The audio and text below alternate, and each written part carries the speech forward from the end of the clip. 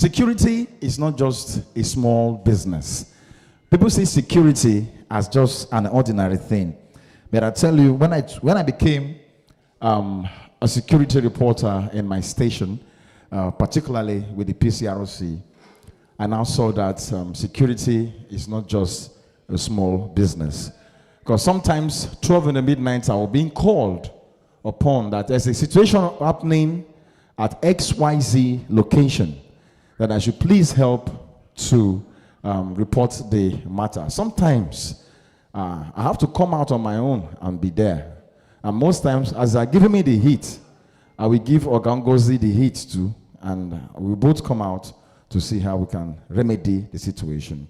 So in your area, wherever you are, just try as much as possible to make sure that peace is key in wherever you are. Don't think it is too small, because if you know the price of peace and you know what war costs, you don't want to associate with that. I say I should leave it with that. All right, my LOC, I hope we are set to go.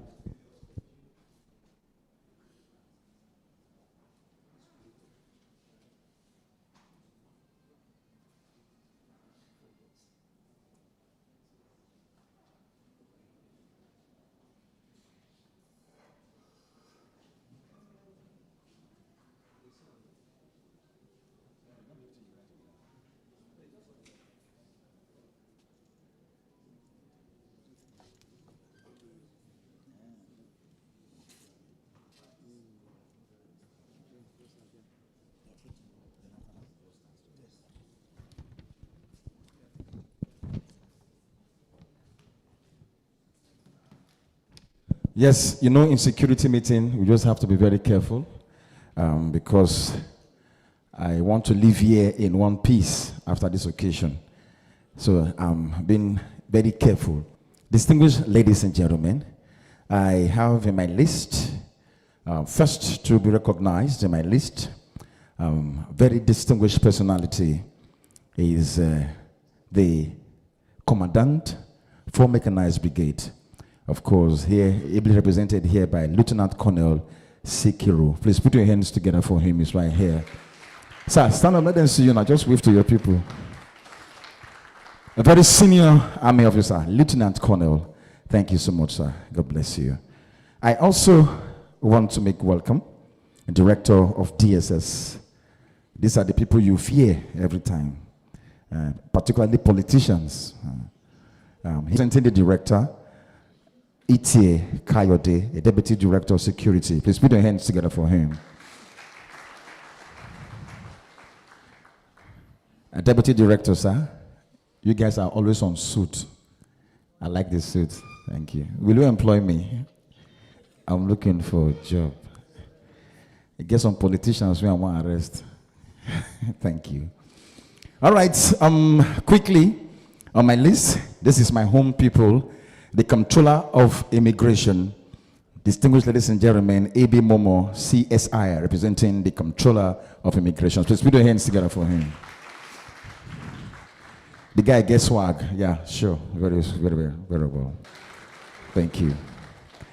All right. I also, let me make welcome the newly posted Commissioner of Police, Edo State Command. Of course, ably represented here by the ACP, Kelvin Kumo. Please put your hands together for him. Thank you so much. Representing the SCDC, Edo Command, we have DCC Nelson A. Adeta. Please put your hands together for him. He's here. All of them are redneck representing here. Thank you so much. God bless you. I also welcome the State Commandant, Chaplain Wellington Obasuyi, Royal Priest Chaplain Security Corps. Please put your hands together for him. He's here. Very distinguished ladies and gentlemen, can I make welcome the reason why we are gathered here today, the very distinguished digital chairman of the PCRC. Please, let's put our hands together for Reverend Dr. Ambassador Isaac Oshomogwe Isegosime is in the house. Please usher him in. Usher him in. He needs to be here now. Please put your hands together for the digital chairman. He's coming. He's coming now. Reverend Dr. Ambassador Isaac Isegosime. PCRC member, can you stand up for your chairman?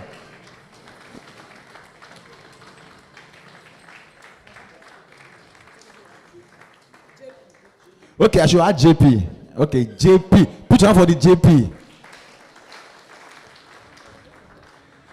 You don't finish. And that time to then go out. All right, please be seated. Be seated. Thank you so much. Yes, the state chairman, PCRC, thank you so much for putting this beautiful conference together. Quickly, we've introduced members of the dignitaries here present. Let me make welcome members of the press crew that are here. Edo Broadcasting Service, thank you so much. The Nigerian Television Authority, thank you so much. And of course, those running the social media team, I want to say thank you so much. Without you guys, there won't be a proper coverage of this event. Quickly, I want to go straight to the next item, which is the welcome address by the LOC. Okay,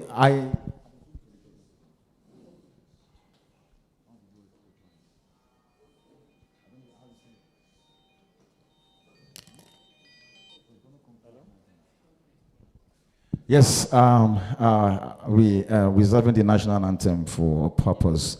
But distinguished ladies and gentlemen, let's make welcome the LOC chairman as he gives us his welcome speech.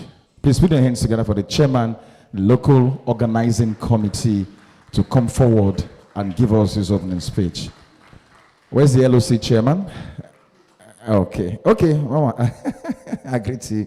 Take your time. When we say women, get at the day, you don't believe. Man go dress finish. They go party. You go tell the wife, say, go dress with the go party. Okay, the chairman is ready. Well, LOC first will give his welcome address before the chairman gives his speech. That's how I have in my program here, the LOC chairman. You see, distinguished ladies and gentlemen, when God created heavens and the earth, God rested. He created the stars, everything in the earth, God rested. God created man, God rested. But since God created woman, neither God, even the man, or the earth has rested since that time to now. Am I correct? If I'm correct, clap for me, I beg. Thank you so much. So the LOC chairman will be here to give his opening speech, and thereafter the chairman of PCRC Edo State chapter will be talking to us, and the program will just continue like that. I promise. Any event I anchor, we don't waste time. That's what I want to do, apart from the presentations we're doing here. And that is the truth of the matter. Well, we'll wait for His Excellency, the Executive Governor of Edo State, to step into the House and to take the national anthem. But in the interim before that, let's quickly take the LOC Chairman's welcome speech. The LOC Chairman welcome speech. LOC Chairman, are you ready, ma? Okay, you're almost ready. Okay, you're the chairman, eh? LOC. Yes. Okay. Now, see you try to talk, Abby? Eh? Am I in order? Okay. Okay, I believe you. I understand. Understand. Please put your hands together for the chairman again. Chairman, oh, I like that. Yes, that's how we roll. I stayed in the north. I stayed in Jos. Yeah, I stayed in Rukuba Barracks, where my father served. I stayed in Kaduna State. Then there was no Boko Haram. And life was very sweet then. To our northern brothers, please put your hands together for yourself. To our Muslim brothers, put your hands together for yourself. It's been a very good time to stay with you. So, madam, are we ready? Yeah. Okay. Yeah.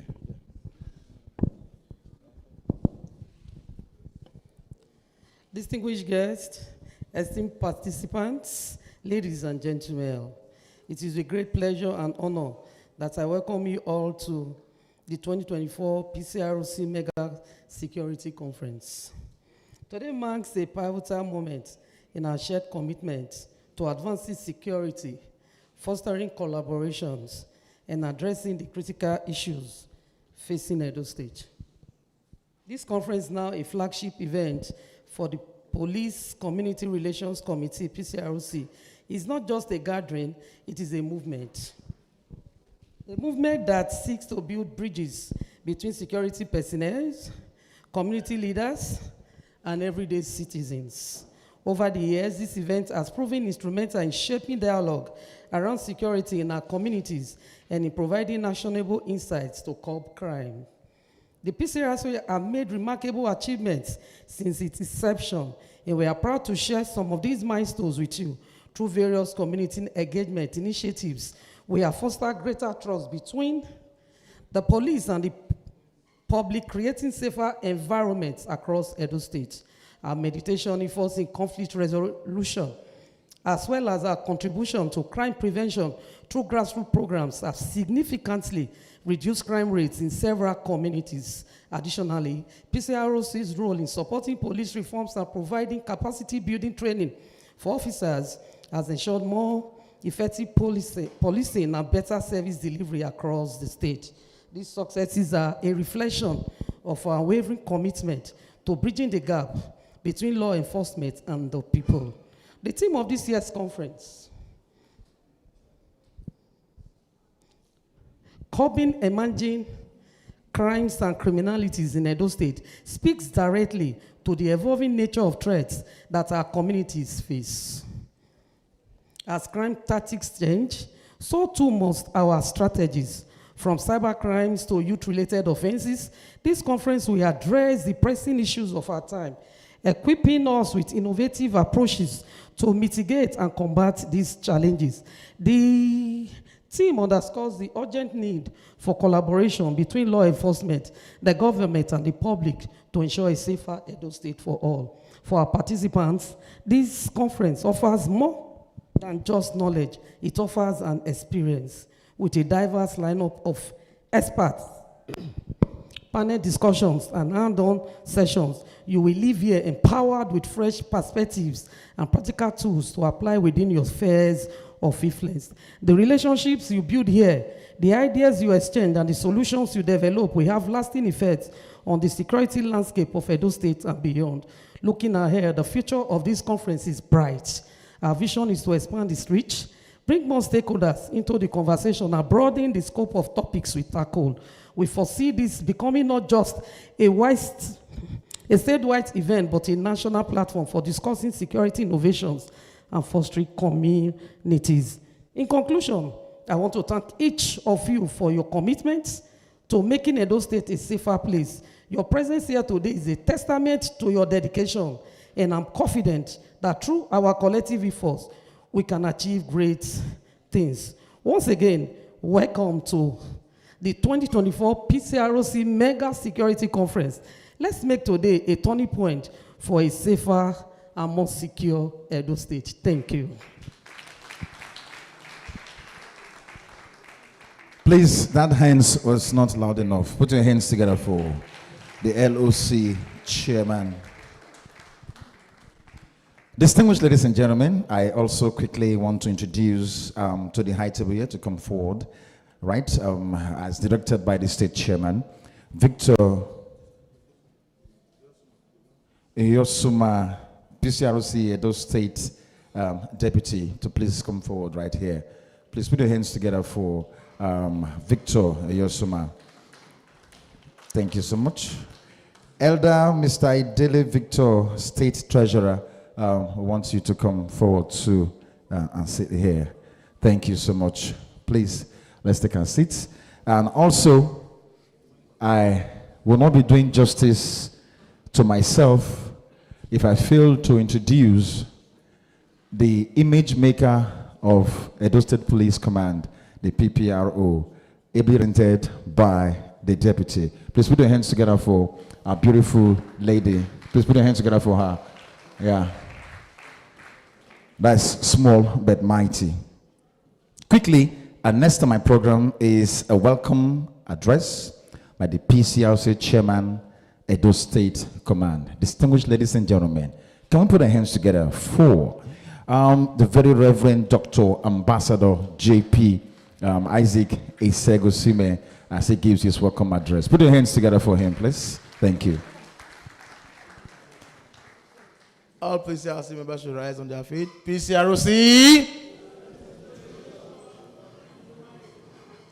Our national vice chairman, South is in the house. PCRC.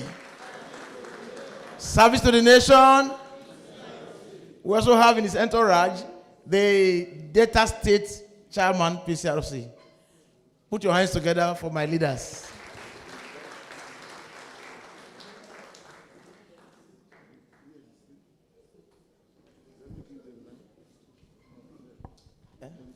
All right. PCRC, service to the nation. Thank you very much. We may take our seat, please. Please let me find a way of climbing because you know I'm very short. So that you can see me very well.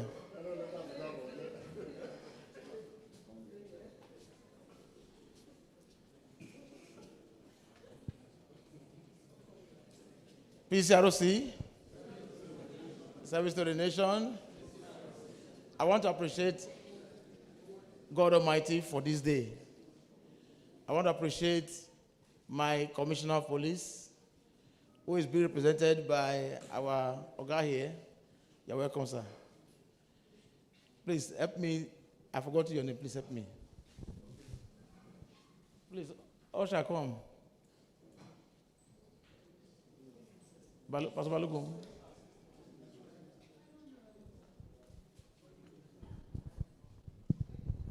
I'm ACP Kevin Zokmo. I'm standing in for the Commissioner of Police, Edo State, Command CP Umoru Peter Ozige. Thank you, sir.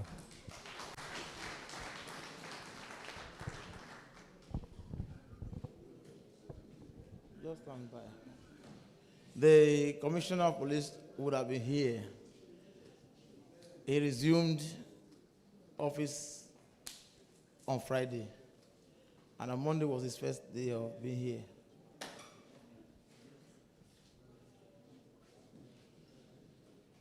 PCRC, service to the nation. I want to appreciate other state security agencies that are here, the military, the NDCC. I appreciate you. Last year you were here, today you are here. I want to appreciate all of you. PCRC is a voluntary organization. It is an integral part of the Nigerian Police Force, which was founded around 1984 by the then Inspector General of Police. The PCRC serves as a bridge between the police and the community. And the PCRC, as of today, is like the second life wire to the Nigerian Police Force after the federal government. In the area of giving intelligent information and logistics to make the work of the police easy. PCRC is everywhere across Edo State. Anywhere you find human being, there are policemen there. If those areas were surrounded with forest, there would have been need for forest guard. In the same vein, wherever you find police, you find the PCRC. I want to encourage everyone here who is not a member of PCRC to join PCRC family. There are so many privileges we can get when you are a member of PCRC. It offers us so many opportunities, wide opportunities of meeting personalities. PCRC Edo State is growing bigger and bigger by the day. And PCRC is made up of all men and women from all walks of life, from the government to the business class. We have the corporate bodies, and we have the various trade unions who are partnering with the police in the area of crime prevention and control. I want to once again welcome you to this program, believing that this topic, curbing emergency crime and criminalities in Edo State, will be meaningful to all of us, and we'll partner with the police to ensure a crime-free society for Edo State and Nigeria at large. Once again, welcome to this program. God bless you.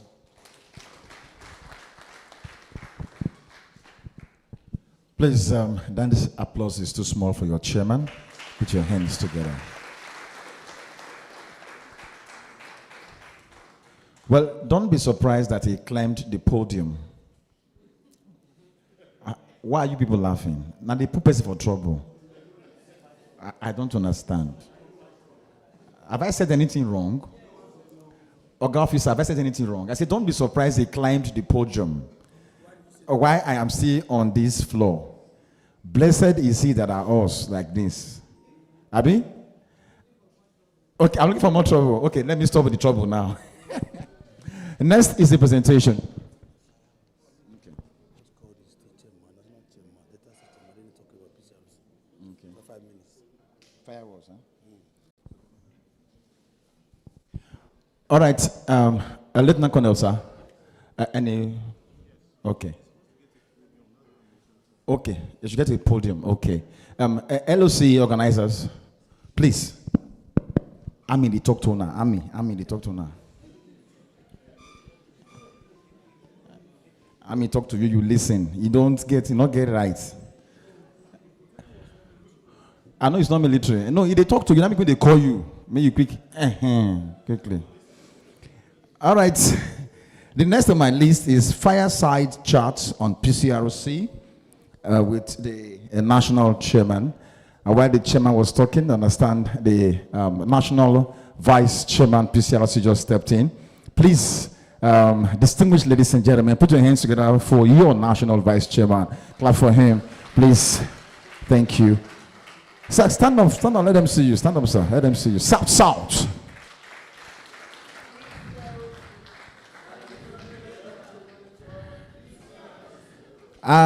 While he came with an entourage. I think the chairman from Delta State is here too. Am I correct? The chairman for Delta State, please stand up, let them see you. Delta State chairman, PCRC.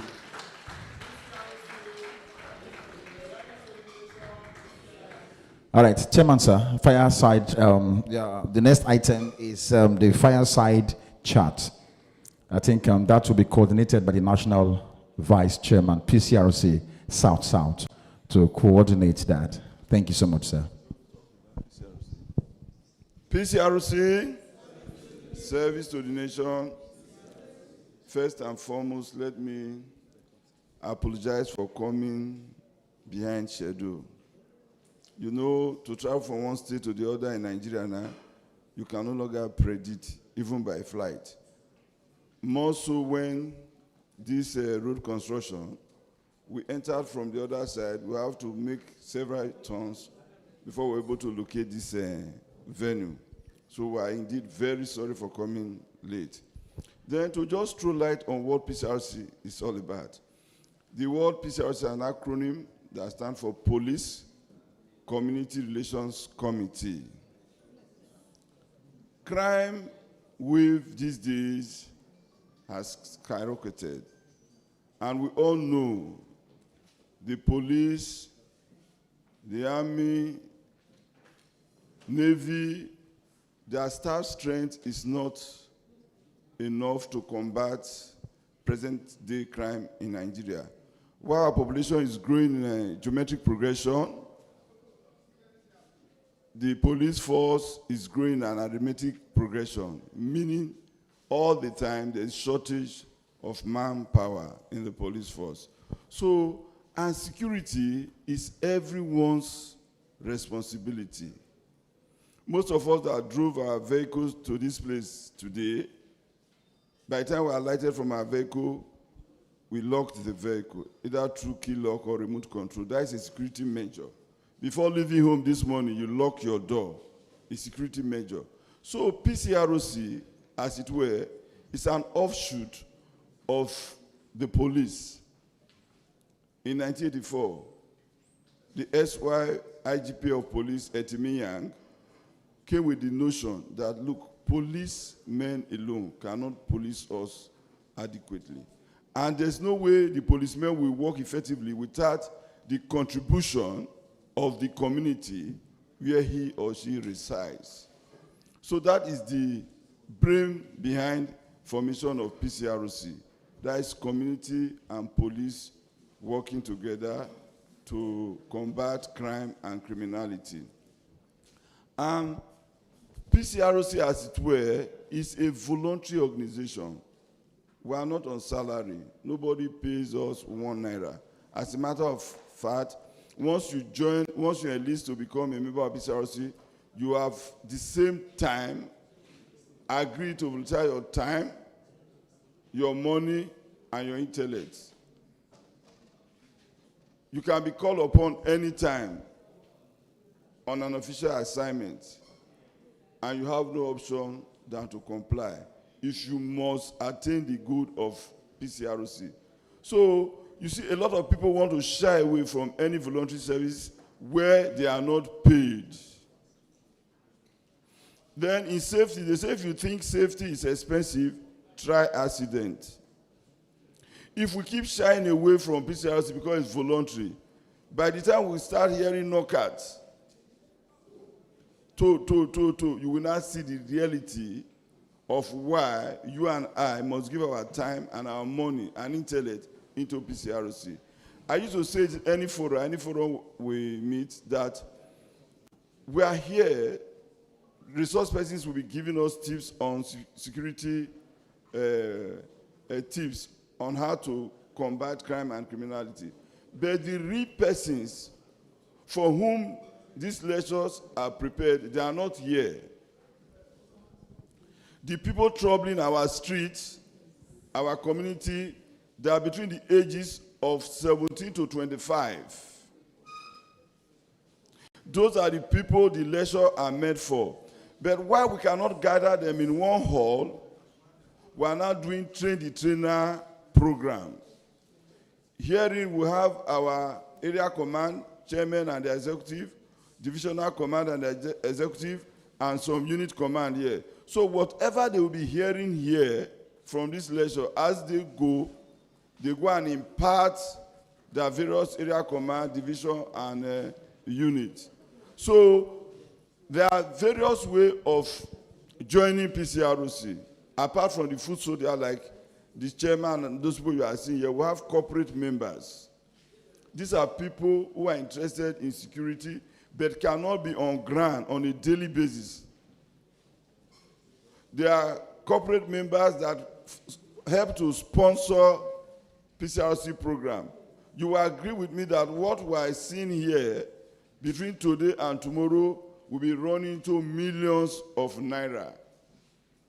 That PCRC member alone cannot cover continuously. Last year there was a mega summit, security summit here, and this year this is another one.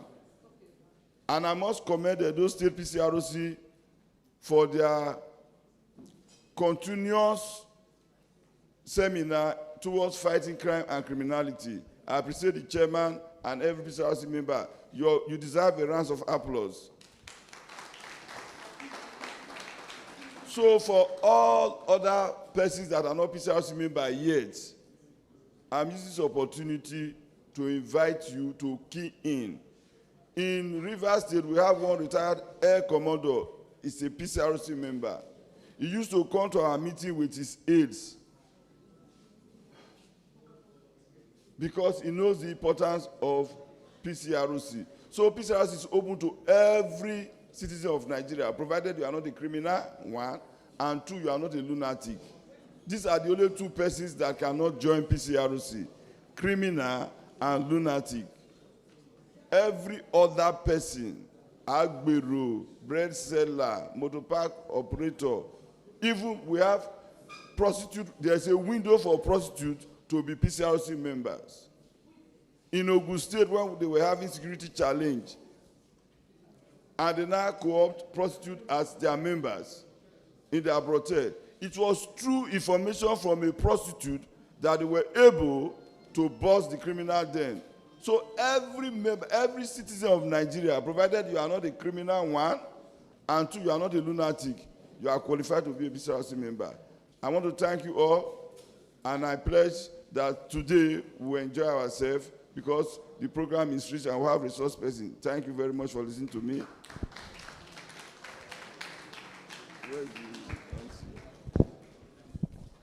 Sir.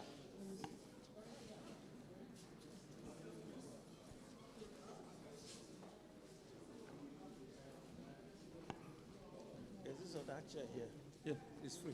It's free, and so that, okay, if we want to push see. am or- All right, please, distinguished ladies and gentlemen, those hands were not enough for the National Vice Chairman, South. Please put your hands together for him properly. Sir, you said navigating from the air to this place was problem for you. How about us that is using leg to trek? What do we now say? All right, that was the fireside chat at the PCRC National Chairman. The goodwill messages. If you have your brochure with you, you see a lot of goodwill message, but let me quickly take this. On behalf of the entire officers and men of Zone 5 headquarters, Benin City, I congratulate and facilitate with the chairman of the PCRC Edo State chapter, the local organizing committee, and the entire members of the PCRC Edo State chapter for hosting this security conference with the theme, Cutting Emerging Crimes and Criminality in Edo State. I find the theme of this conference very much appreciated and befitting, especially in light with the current security realities and challenges in our dear state and country. Nigeria, the need of an enhanced security and operational capacity is no more an option, but a necessary, and the role of the PCRC in the community policing cannot be overemphasized. To the executive and organizers of this conference, I mostly salute you for your die-hard contribution and effort towards enhancing security in our dear country. I pray that you have a splendid and wonderful time at the conference as you prefer cogent ideas and innovations for the enhancement of the operational capacities of the Nigerian police force and other security agencies. Thank you and God bless you. This is coming in from AIG Aragua Owanze, PSC plus MNI, Assistant Inspector General of Police, Zone 5 Command, Headquarters, Benin City. Please put your hands together for him. I've been directed that we should go straight to the keynote address, and thereafter we shall go for the presentation of the lecture. The keynote address, who is The keynote address. I think that will be the next on my program. And after that, we'll go straight to the presentation. Mr. Edo, please, can I have you? The keynote address, please. Who is giving the keynote address? And thereafter, we'll have the first presentation of the lecture. And the title of the lecture, so the first presentation, is Crime Prevention and Reduction Initiatives. That's the first presentation of a lecture. If the keynote address is not ready, can we go to the first presentation quickly? Okay. All right. Thank you so much. I'm coming. Okay.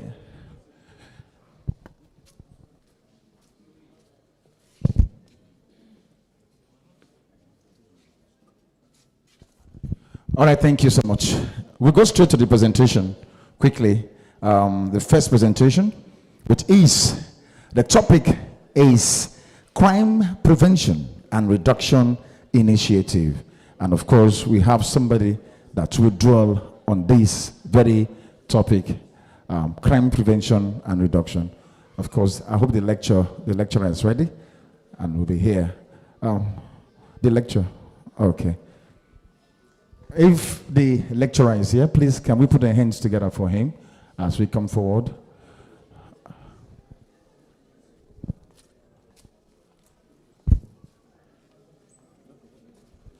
All right, crime prevention, our first presentation.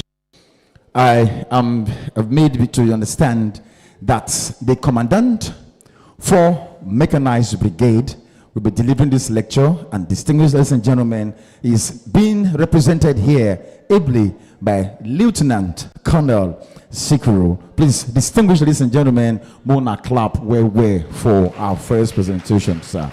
Put your hands together. If your hands is not much, your legs also, for the Lieutenant Colonel Sikuru as he gives us the first presentation. Thank you so much, sir. God bless you, sir.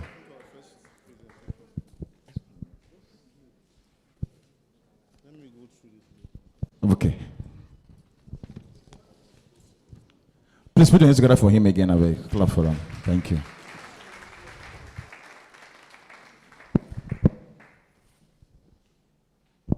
Thank you.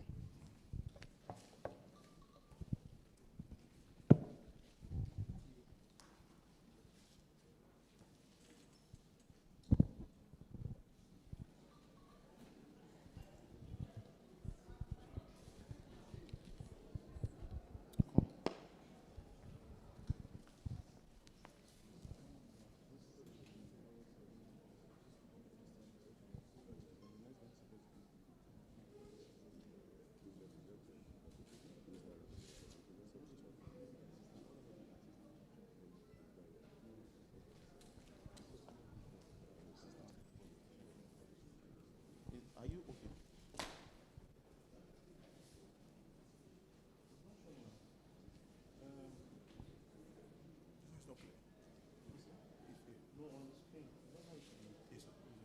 They're supposed to.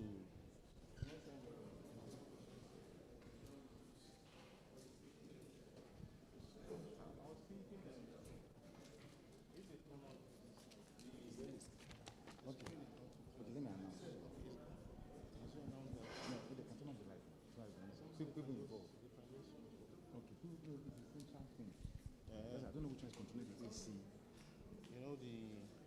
what's it called? It's not glaring. So if they can turn off the light so that they can see the light. I want them to turn off. Let's see. Yes. Yes.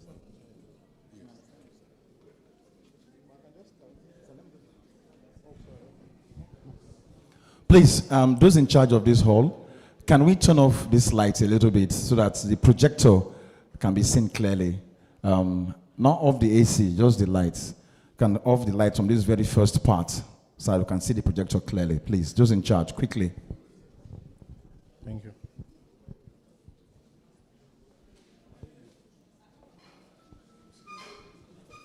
Okay, maybe. The Assistant Commissioner of Police,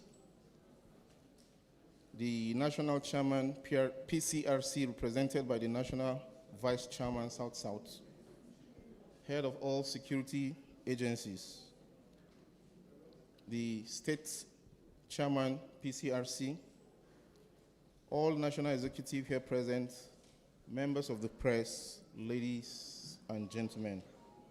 I am Lieutenant Colonel D. Sikiru, the ACOS G3, 4 Brigade Headquarters.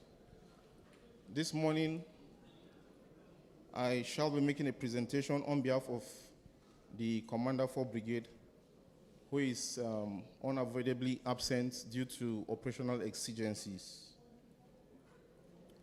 I'll be making a presentation on strategies for countering terrorism and extremism.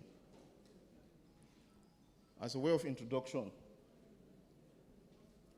the prevailing global security landscape is characterized by the exponential rise in asymmetric threats in a proportion never witnessed in the history of humanity. Since the end of Cold War, the proliferation of violent extremist groups is on the rise, threatening the survival of many states in the international community. It is estimated that about 180,000 incidents of terrorism violence across the world resulted in 88,000 bombings, assassination of 19,000 persons, and kidnappings of 11,000 persons from 1970 to 2019. A total of 2,000 perpetrators organizations were responsible for these horrible acts, which undermines security of lives and properties. More so, the act of violence lead to humanitarian crises like hunger, poverty, forced displacement of people, and economic stagnation. As states confront threats from violent extremist groups, it simultaneously articulates kinetic and non-kinetic measures to mitigate the threat.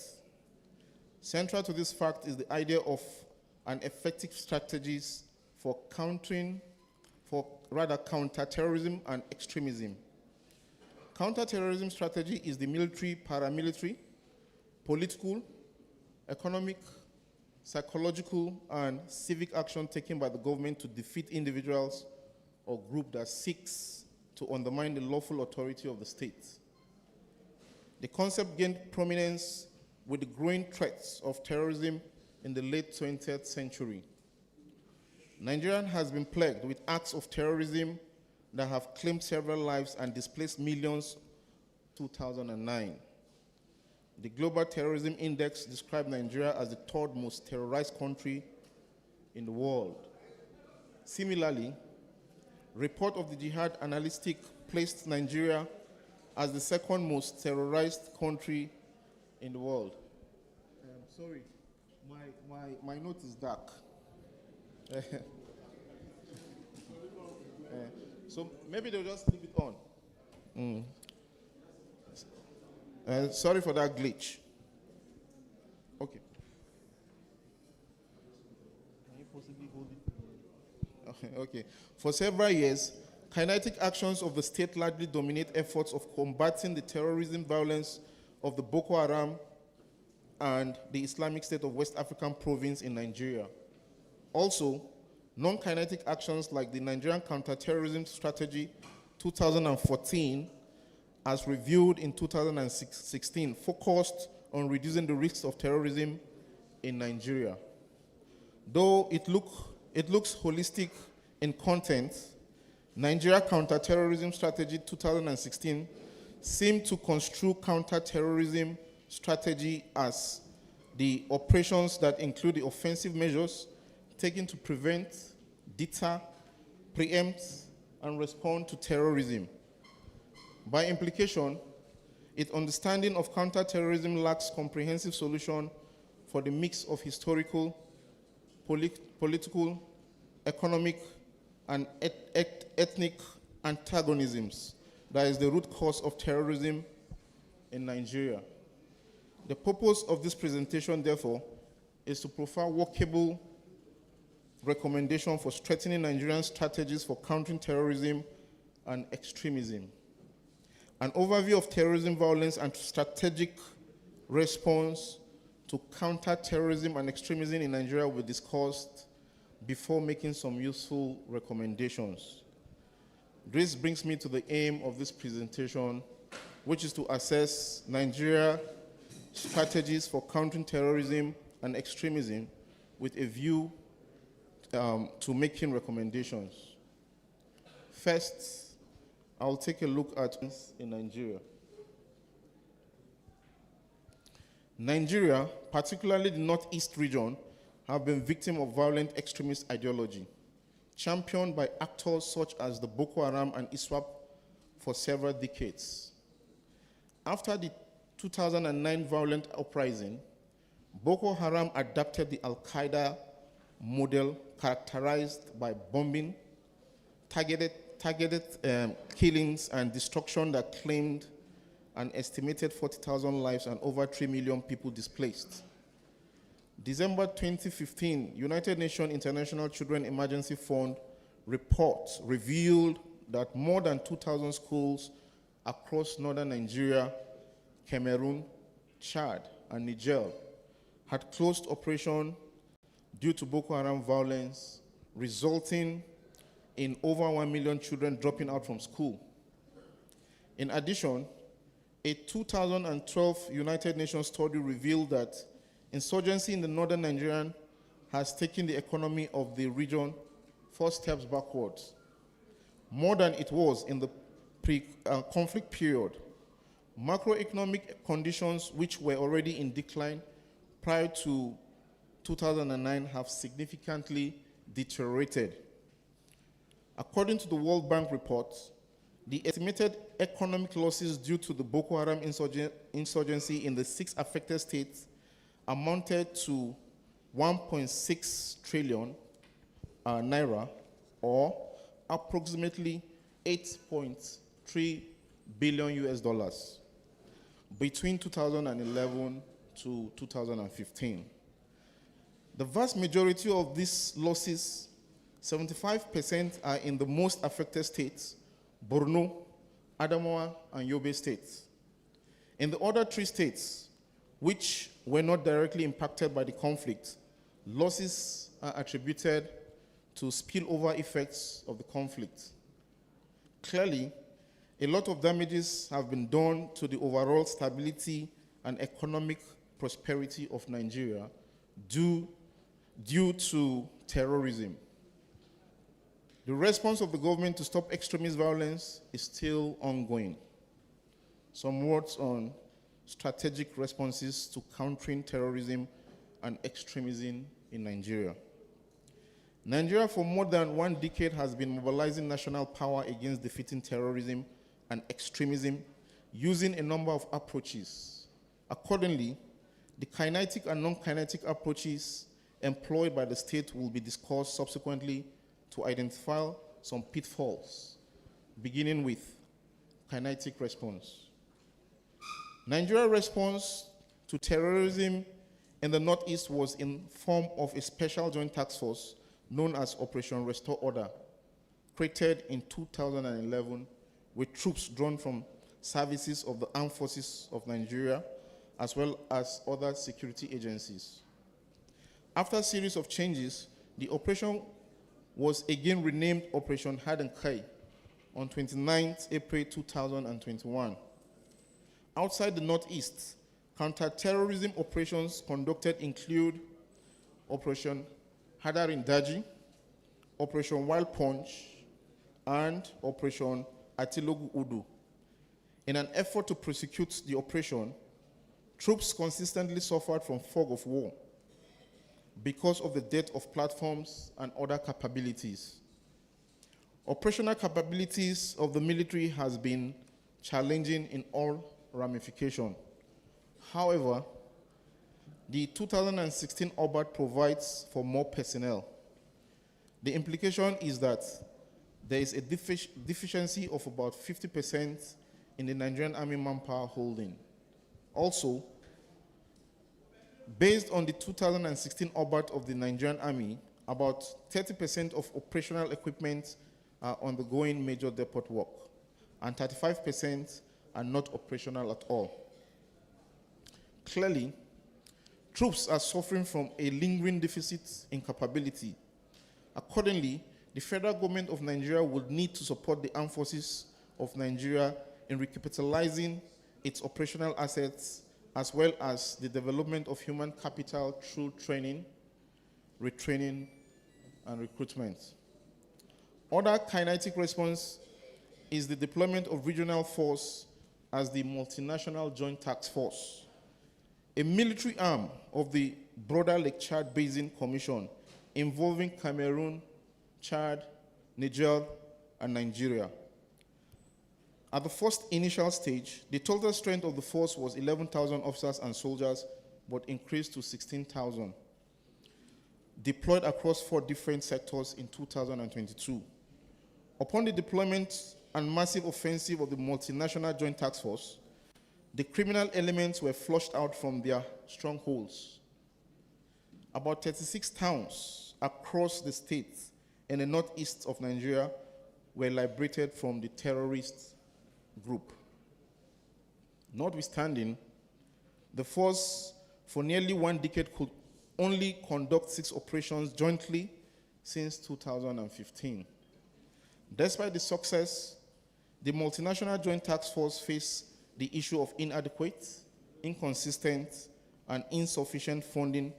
Therefore, it is unable to adequately plan, execute, and sustain large-scale operations.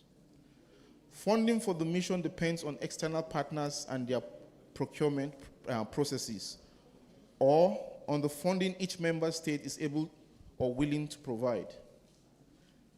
It is therefore imperative that the African Union Peace and Security Council partner with the United Nations to integrate the Multinational Joint Task Force into the United Nations peacekeeping funds towards enhancing its counter-terrorism response.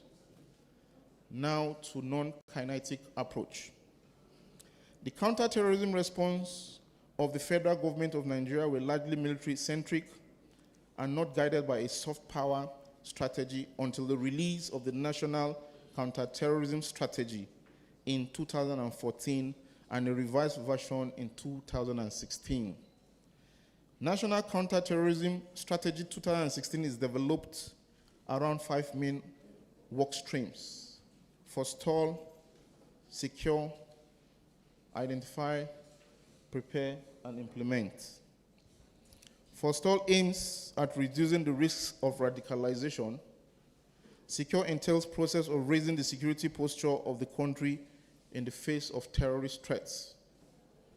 Identify aims at preemption through detection, early warning, as well as the strengthening of the judicial system. Prepare seeks to mitigate the risk of terrorist attacks by increasing the capability of the government to react to such an occurrence. Implement aims to foster coordination and cooperation at the operational and strategic levels, both within and beyond national boundaries. Using the 5 pillars, National Counter-Terrorism Strategy seeks to combine hard military approach, intelligence gathering with a soft approach to win hearts and minds, address the root causes of radicalization within Nigeria. Notwithstanding, the operationalization of National Counter-Terrorism Strategy is fraught with gaps that question its suitability as a counter-terrorism policy document for Nigeria. Among the observed policy gaps is that the Office of the National Security Advisor coordinates national counter-terrorism strategy implementation at the federal level. However, there is no structure to facilitate implementation at the state and local levels, where incident originates from. It is thus imperative to establish a national counter-terrorism strategy corridor center at the state and local level. Non-kinetic response was enactment of the Terrorism Prevention Act 2011, as amended in 2013 to combat the challenges of terrorism Nigeria is faced with. Under the law, authorities began mass trials for 1,669 Boko Haram suspects in October 2017. As at July 2018, the courts convicted 113 defendants, acquitted 5, and discharged 97 without trials, based on the court's determination that they had no case. A total of 9 cases were struck out due to errors, some of which caused defendants who had been tried and convicted or discharged in previous rounds to be inadvertently brought to trial again. And 9 more were adjourned for further trial in Abuja. Several other trials are still ongoing under the Terrorism Prevention Act, but the slow dispensation of justice impede on speedy trials. It is therefore imperative for the federal government of Nigeria to create a special counter-terrorism court to enhance speedy trial of terrorism and extremism offenders in the country. The Terrorism Prevention Act established the Nigerian Sanctions Committee as the national body responsible for the implementation of the United Nations Security Council resolutions for the prevention and suppression of terrorism and terrorist financing. Consequently, the Nigerian Sanctions Committee on 18th March 2024 revealed identities of 15 entities, including 9 individual and 6 bureau de change firms that have been sanctioned over alleged terrorism financing. Terrorist groups in Nigeria devise their funding from sympathizers, from diaspora members, kidnapping for ransom, as well as selling. All 6 were found guilty of establishing a Boko Haram cell in the United Arab Emirates to raise funds for and provide material assistance to the insurgents in Nigeria. As a result, all 6 suspects were convicted. As the federal government of Nigeria employed legal instruments through the Terrorism Prevention Act to combat terrorism and extremism, it also persuades terrorists and extremists to voluntarily defect and embrace peace for rehabilitation without consequences under the initiative of Operation Safe Corridor, created in 2016. The program, under the oversight of the Defense Headquarters, is multi-sectoral, involving 17 government agencies administering specific projects. It offers safe passage and rehabilitation for Boko Haram members at the Operation Safe Corridor Rehabilitation Facility, located in Malam Sedi, Gombe State. At the facility, internees receive de-radicalization instruction, as well as other education, vocational training, and psychological support for onward reintegration into the society. Between July 2021 and May 2022, an estimated number of 51,821 Boko Haram and ISWAP fighters, including their family members, surrendered for integration into Operation Safe Corridor program. Out of the 51,821, 28 members of the insurgents, 13,360 were fighters. Also, about 1,543 repentant terrorists graduated from the Malam Sidi camp in Gombe State between 2016 and 2022, while 1,935 have been released from the camp in Bulumkutu, Maiduguri.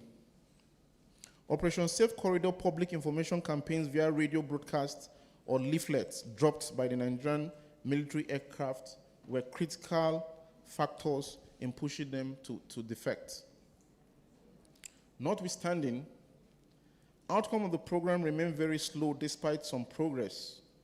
Since the program began in 2016, no fewer than 2,168 repentant Boko Haram and ISWAP fighters had been trained and reintegrated into the society, while over 100,000 surrendered terrorists still await process of screening, de-radicalization and rehabilitation before reintegration into the society. The capacity of the various rehabilitation centers is insufficient to meet the growing defection of the terrorists. It is therefore imperative that the international donor partners support the defense headquarters to expand the staff strength and facilities across Operation Safe Corridor rehabilitation centers to enhance soft power for countering terrorism and extremism in Nigeria. In conclusion, Nigeria for nearly 2 decades has been plagued with acts of terrorism that have claimed several thousands of lives and displaced millions from their homes. While the country appears to have combined kinetic and non-kinetic approach to defeating terrorism and extremism, this strategy has not resulted in the total elimination of terrorist threats because it is often narrowly applied. A number of challenges such as low funding, weak operational capacity, slow dispensation of justices, and other factors makes the implementation of Nigeria strategies for countering terrorism and extremism barely feasible. Accordingly, the following recommendations are proffered for implementation. It is recommended that the federal government of Nigeria should provide intervention fund to the armed forces of Nigeria towards recapitalizing its operational assets as well as the development of human capital through training, retraining, and recruitment. The African Union Peace Security Council should partner with the United Nations to integrate the multinational joint task force into the United Nations peacekeeping funds towards enhancing its counter-terrorism response. Also, the Office of the National Security Advisor should establish Nigeria Counter-Terrorism Strategy Coordination Center at the state and local levels. The federal government of Nigeria should create a special counter-terrorism court to enhance speedy trial of terrorism and extremism offenders in the country. And lastly, international donor partners should support the defense headquarters to expand the staff strengths and facilities across Operation Safe Corridor rehabilitation centers. With this, I have come to the end of my presentation. Thank you for your rapt attention. My references are shown on the screen.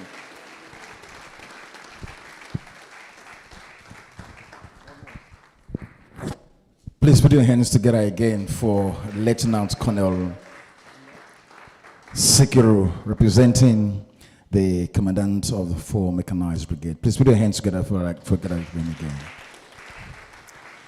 Please, before we go straight to the next lecture, I want to announce that if you are the owner of this car, a Toyota car, the number is BEN 372JR.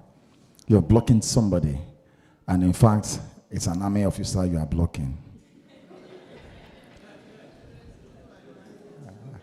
So respect yourself before you carry the car by yourself. BEN 372JR, a Toyota car, please, you are blocking an army officer. Go and check the car. Thank you. Quickly, we have time for 3 questions before we go straight to the next lecture. Any questions that we can pack? There must be questions and there must be answers. I understand there are some registers Lieutenant Colonel used that actually, I thought I was in a biology class, kinetic, non-kinetic, and the rest. But then, is there any questions you want to ask him? You stay here with us. Please, quickly, let's do this. You just signify by raising your hands, and I'll give you the mic. Okay, there's a question here. Lieutenant Colonel, sir, please listen carefully. It's a question from my gentleman. You introduce yourself, your name, and your question. Good day, ladies and gentlemen. My name is Engineer Paul Odekia. I'm a member of PCRC Edo Division. I want to ask this question because when they talk of integrating back to the society, the members of, or renowned members of Boko Haram, and from his speech, we heard that some people were set free without trials. Now, from what we know, they said, he who kills by the sword must die by the sword. Now, most of these members, or renowned members, have named people, made people homeless, made people fatherless, made people widows and widowers. And some of them were being captured. Till now, we heard nothing about them. Why some, like they say, are now repentant and they are brought back to the society? Are we now saying that they are not threats to the society again, in which they killed and did all sorts of things to human beings? Because like what is going on in the country is like we have no regard for souls anymore. When we are growing up, if you see something going on, you will be scared of those things. But now in the society, it's like killing is a day-to-day activity, especially in Nigeria. Because those people who are being killed are also Nigerians. They are our brothers, they are our sisters. We in this part of the country, we say we are kind of lucky. Because if we see what people go through, when we see the people running from the northern states down to Edo State in particular now, sometimes when they tell us their ordeal, we kind of wonder how they could cope with all this. So that's why I'm asking this question. Those who are being rehabilitated back to the society, how are they feeling and how are the people of the society coping with them? Thank you. All right, let's not okay. Well, even though your question was not too straightforward, I think I understand what you are trying to say. And that brings us to the kinetic and non-kinetic approach that we talked about. Me, I am an infantryman. I don't know if you know what that means. As an infantryman, we are trained to kill. And that is what we know, yes. You know, we have different, like maybe you call it department, but we call them corps in the military. We are not all the same, you understand? So we are not trained to kill good people, yes. Before you will misconstrue my statements, we are trained to kill the bad guys, you understand? But you see, with all this advent of human rights and all that, you know, if you listen to the lecture very well, I talked about one of the pitfalls, which is slow judicial, yes, you understand? And that is the result. For the kinetic approach has to do with aggression, military aggression, you understand? And in 2014, it was, you know, brought to light. You know, there were some people that went from the defense headquarters to do comparative analysis with countries that have suffered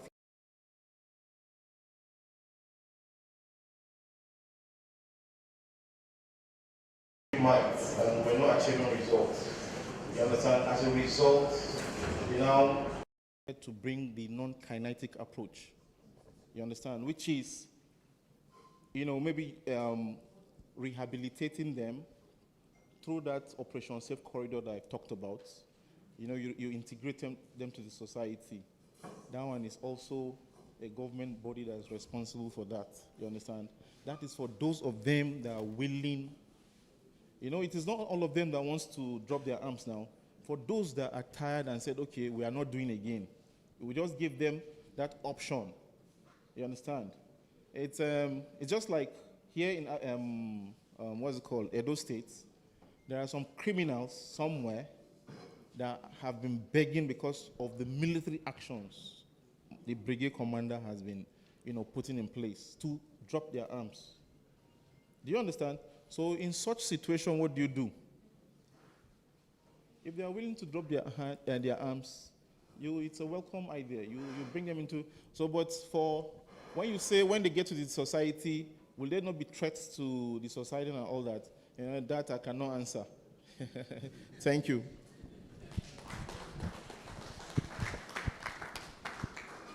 You see, I respect the army so well. You heard what he said. He said they are trained to what? Eh? To kill bad people, Abi. So if you park your car, an army officer front you park, go and check your car. I know why they talk so. All right, another question, just two more, and we'll go straight to the next lecture. Okay, the handsome gentleman from behind. Thank you so much. Thank you.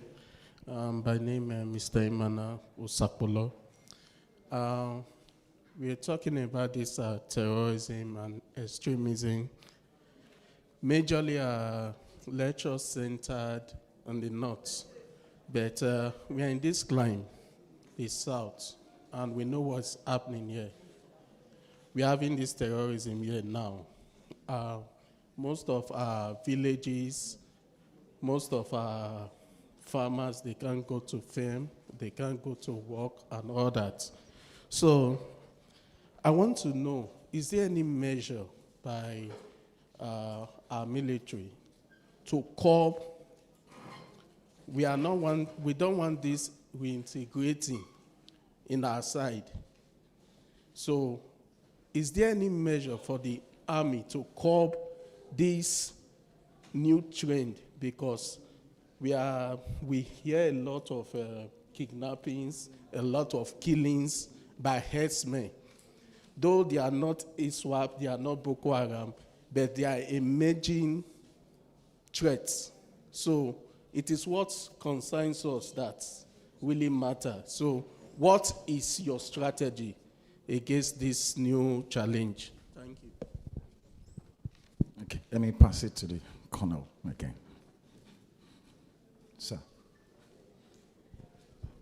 Okay, thank you for your question. So the Nigerian Army, as you all know, is catering for a broad spectrum crime, not just terrorism. Like if you look at the crimes peculiar to Edo State, we have things like kidnapping and all the rest, you understand? So, and that is why we have 4 brigade headquarters, even though the police is the lead agency when it comes to combating crime. But I think the best way to combat crime is getting information from you guys. And it becomes a problem by the time you are not giving us information. And there's no way you can combat crime without information.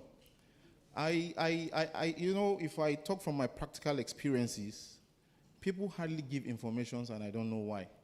They have the fear that by the time they, give information, maybe the perpetrators will come and kill them. And you want the, maybe the security agencies to perform magic and all that. It can never work. And if you look at, we are a developing country, you understand? Unlike developed countries that they have, up-to-date technologies, there's a way you can combat crime with technology. We have that too, like the DSS too. They've helped us in, let me tell you, there was something that happened sometimes where I was deployed where an engineer was kidnapped, you understand? And a ransom was paid. That was about 2011. It's a long time. But we're able to apprehend the perpetrators. We killed some and caught some alive. And how? The money, with the help of the DSS, the money that was handed to them as ransom, there was a chip that was planted in the money. You understand? So we were seeing, the chip was planted in the money, and they were oblivious of that fact. So we were seeing it on the system, and we struck the coordinate of the part. From the system, we saw them moving, and at the point they stopped, that was where they were sharing the money. You understand? So it gave us the coordinate, and we just struck. But we ensured that the engineer had been released, though, before we entered. So when we entered, we actually saw them there with their rifles. A soldier stepped on a stick that made some sound, that one of them stood and fired the direction he had the sound from. You understand? And at that time, we sprung into action. So we killed some, apprehended some. So and the money, we saw the money, they've already kept them the way they do pepper and tomatoes.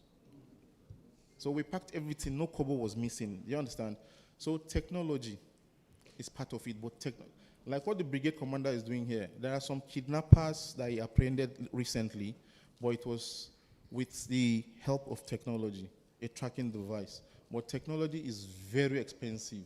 And that is why in the lecture notes, we talked about the government funding defense headquarters to enhance our operational capabilities. Thank you. All right, quickly, there will be no time for more questions. I'm sorry, maybe we'll skip it to the next lecture. But quickly, I want to remind you that we are live on YouTube, and please, I want also to coordinate ourselves. Let your phones be on silent or vibrations, please, so that the world will see Edo State as one digital state with the PCRC. Please, I just want you to know that. We'll move straight to the next lecture because of time. And that lecture will be coming in. The lecture is titled Strategies for Countering Terrorism and Extremism. Okay, sorry, that's what you just did. Okay, sorry. The killing matter was just, I was afraid so that I will not be arrested here again. Okay. It's addressing youth crime and gang violence. And the CP of Edo State, CP Peter Ozigi, heavily and hereby represented by Assistant Commissioner of Police, ACP Kelvin Zokumo. Please put your hands together as our dear CP steps to give us the lecture. Right here. Put your hands together for him again, please. He's just newly posted here, and we have his lecture with us. Thank you. That's a claim, sir. Thank you, sir. Thank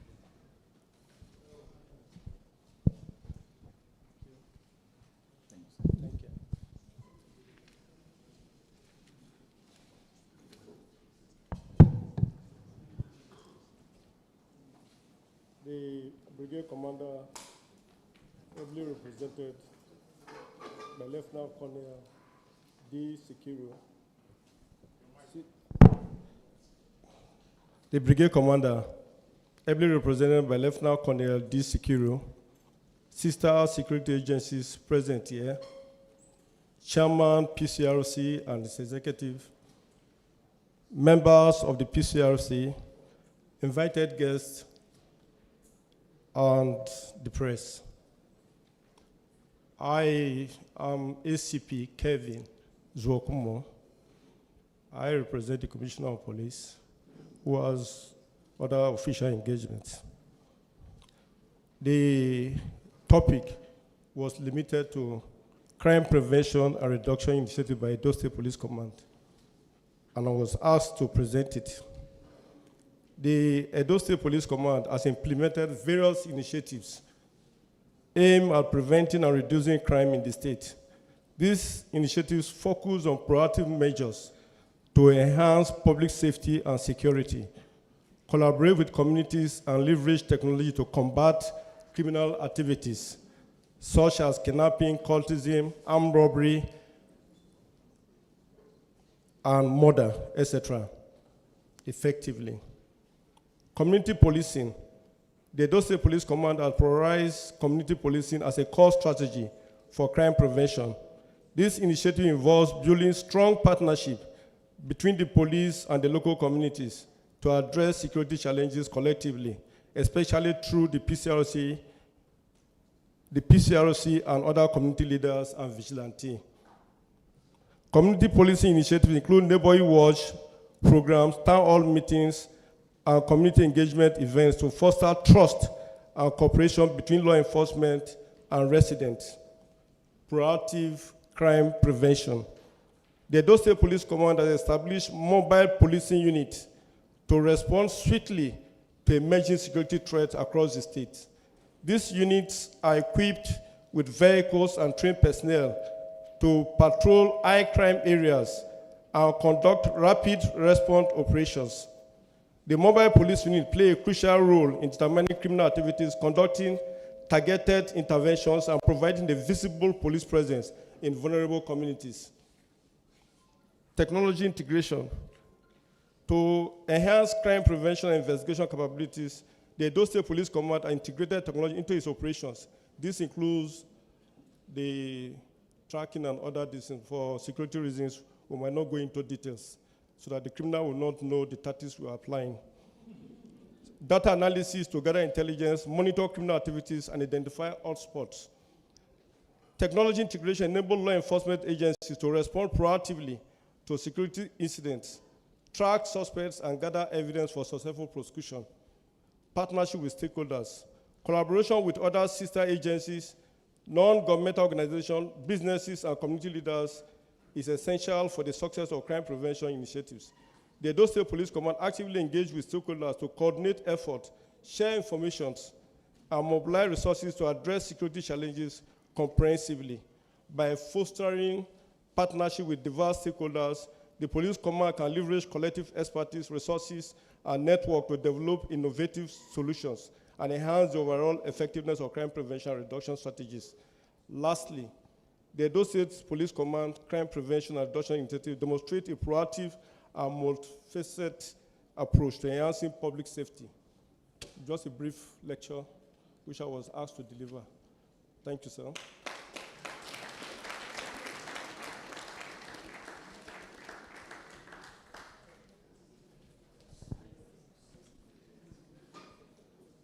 Okay. Photograph it. Okay, group photograph. Okay. All right. Okay. Let's make it orderly now. A group photograph. Let's climb the stage now. Yes. All the service to yeah, quickly. Yeah. Thank you. The former mechanized brigade commander is leaving, so let's do this quickly. We'll come and answer questions. So, from the police angle. So, yeah. I'll report it. Okay. Yes, photographer is. So I know they are afraid to touch. They are afraid. You know, say a military guy, it's a day. Photographer, where are you? You are here. Eh? Arrange them now.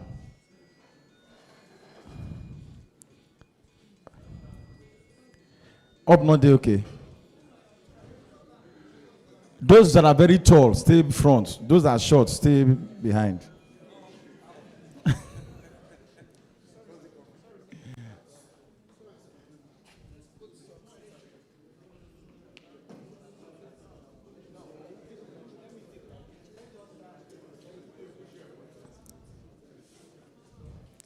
It's going to be this is going to be memories. Not now security, so we are mindful of what we say. Okay, I can't snap now. Okay, Daddy, help him. Thank you.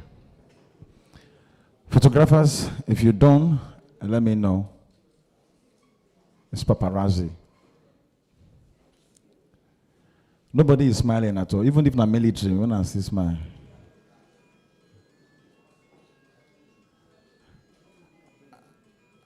Okay, I want to join them quickly now. Just okay, sir. Please hold on. The organizing man, quick. No, chairman is. Okay, I'm blocking. Okay, we're doing this quickly. Photographer, talk now. Are you getting it clearly? Now slap you get if you're not doing well.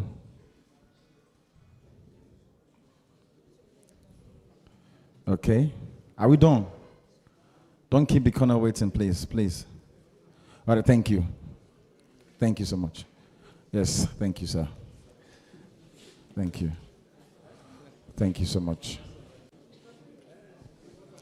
Please, there's still question and answer. There's still question and answer. So the police own was very brief. Before you carry barrel, the story don't finish.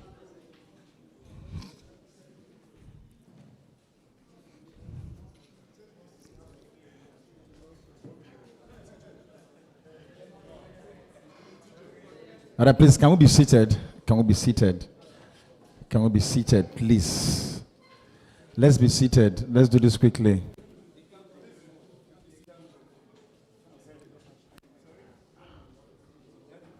Please, can we be seated? It's okay. Let that corner. Maybe you not snap your arm and finish. I beg.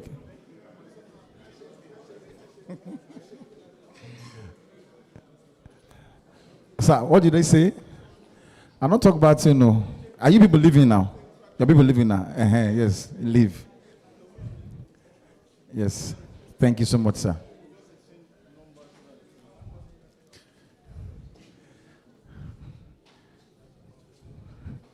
Thank you so much.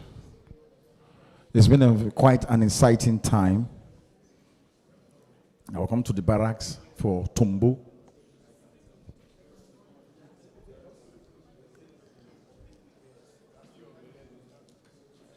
Thank you very much, sir. Okay.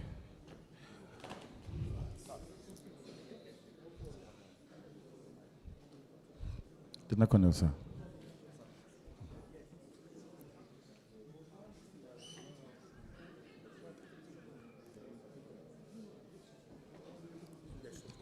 Okay, I can shake you now.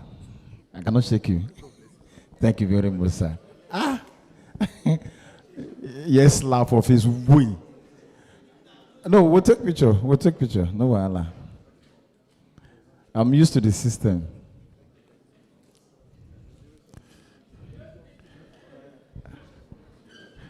All right, sir. Thank you so much. The Lieutenant Colonel is leaving. Please, can I put your hands together for him? I love this lecture. Very beautiful lecture. Thank you. He's taking his leave. Thank you. If now you park for in front, I don't have warned you before. Yes, we'll continue with the program. Questions and answer. Yes, you have a question from the police? All right, let's hear you. Please, quickly. Come forward, come forward.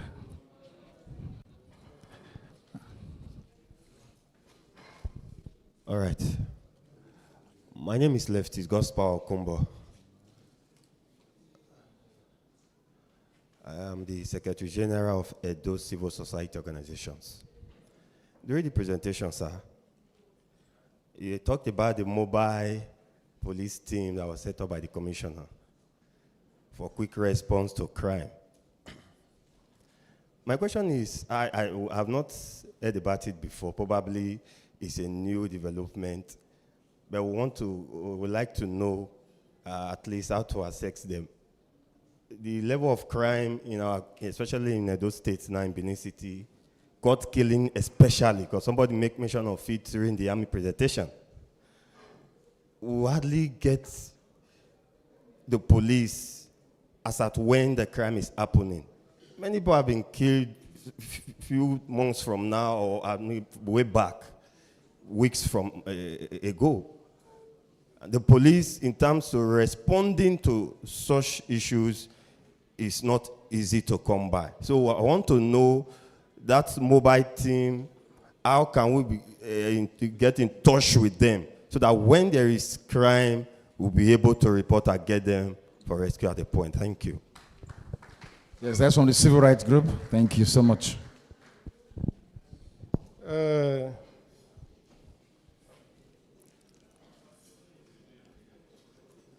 Let me start from the divisional level. And I believe the PCRC has made those phone numbers available to the public. Through the PRO office, those phone numbers were made available. You have every division, there is a telephone. It's not the DPO telephone. Those booklets were given to the PCRC, and I'm very sure that those numbers were published, and the PRO's office. Apart from that, we have tactical teams that are placed in strategic places for emergency response to any situation. We have what we call the Special Operation Squad in every zone. I think the one in Edo South is stationed in Area Command Metro at Adesua Police Station. You have one in Irua. You have one in Aushi. Those are tactical teams. But apart from that, we still have other units, tactical units or patrol teams we place in strategic areas, areas that is prone to crime, especially kidnapping and other serious capital offenses. So if I will appeal to the chairman of PCRC to make those numbers available, even the tactical operation, they have their numbers. I will tell the PCRC to make those numbers available again. I will equally tell the PRO office to publish those. We have a booklet on it with police color on it. That was part of the listing. So if you call and there is no response, you have every cause to report to the Commissioner of Police. Thank you. Please, this is urgent. These two vehicles just blocked that left-hand corner when come on just now. ABJ 261 KQ, a green Toyota Highlander, and Toyota Sienna, a number ash color, urgently. Toyota Sienna, you don't put the number, it's an ash color. Please, now you get the car, I beg. If I'm a beat you, nobody when you go back for up again, not down. Please. Question, right? You said? Okay, I want to add to what the CP said. Okay. Thank you very much. I am ASP Eno Ikoidem, to ICPPRO Edo State Command. In addition to what the Assistant Commissioner of Police said, we have phone numbers for distress calls, please. If you are in distress, please call this number, 080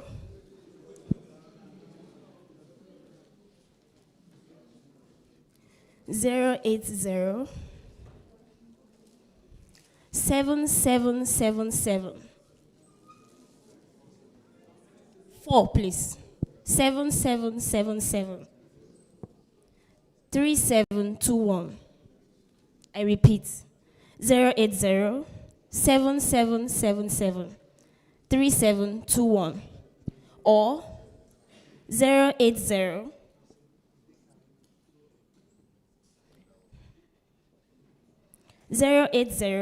37646 37646 272 272. I take it again. 080 37646 272.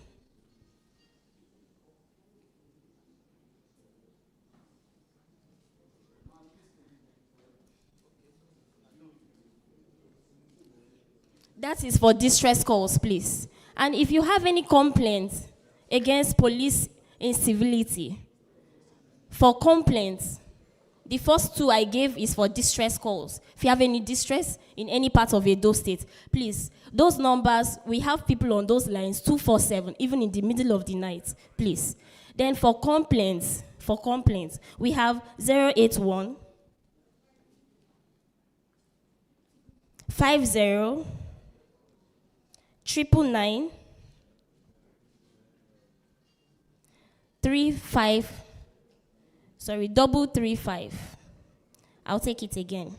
081 50 999 335.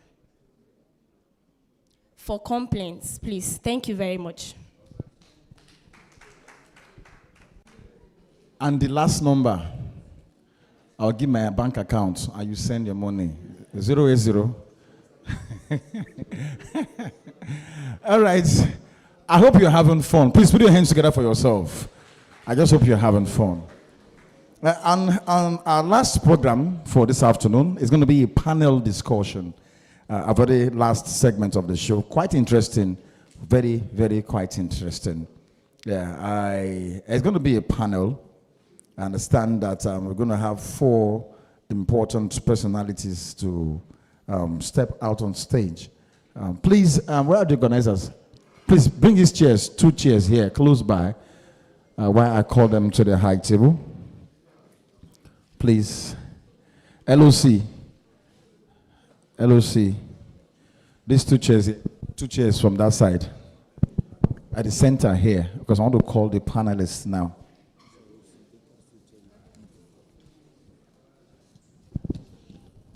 Just put the 2 chairs here and here. While that is going on, I want to appreciate Access Diagnostics and JAF Pharmacy. They are giving free medical outreach outside. Please put your hands together for them. They're outside. And of course, we have Vision Spring. Free glasses and tests are being given outside. If your eyes are not working fine, they are outside there. Thank you. Oh, so my colleague, I greet you. Thank you so much. Bring these 2 chairs closer. These 2 chairs, these 2. Closer. Please, like I said before, you are on television now. You're on YouTube. So please, let's coordinate ourselves. Please, let's coordinate ourselves. I beg you. For us to have this panel discussion, I have with me here, quickly, the representative of the NSCDC, and NSCDC, of course, Edo State Command. Distinguished ladies and gentlemen, I think we have DCC Nelson. Please put your hands together for him as he comes forward to take his seat. Clap for him, clap for him. Don't be afraid. Don't be afraid. Clap for him. Thank you so much. And also, to follow right here, also is another gentleman that I respect so much from the immigration angle, representing the controller of immigration, is here, CSI AB Momo. Please put your hands together for him as he steps forward. Let me also welcome to this high table the very corrosive leftists of the civil society organization. Please put your hands together for him as he comes forward to take his seat. Clap for him, clap for him, clap for him, my brother. Where they fight. Fuel must be 1,200. Sorry, Charlie talks. Fuel must be 200 naira. And lastly, to join them on the high table, the PCRC State Chairman, Delta State. Take your seat here. PCRC State Chairman, Delta State. Thank you. It's a panel conversation. Put your hands together for him. Don't be afraid. Yeah, we are fast. Okay, you are going to be anchoring this. Please, distinguished ladies and gentlemen, put your hands together for my life coach. My life coach. I met him yesterday and I fell in love with him. But we are not going 14 years. It's going to continue this aspect of this occasion. Distinguished gentlemen, please let me hand over the mic to my brother as he continues from here. Thank you very much, Chris. PCRC. PCRC, are we still here? PCRC. Service to the nation.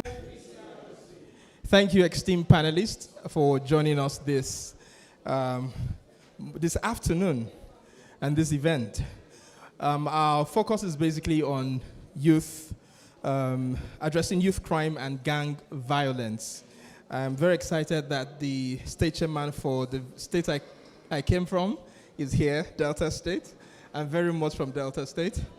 And I'm also excited that this panel is richly represented. Youth crime and gang violence is something that is on the rise. We all know that there's the increased restiveness amongst young people.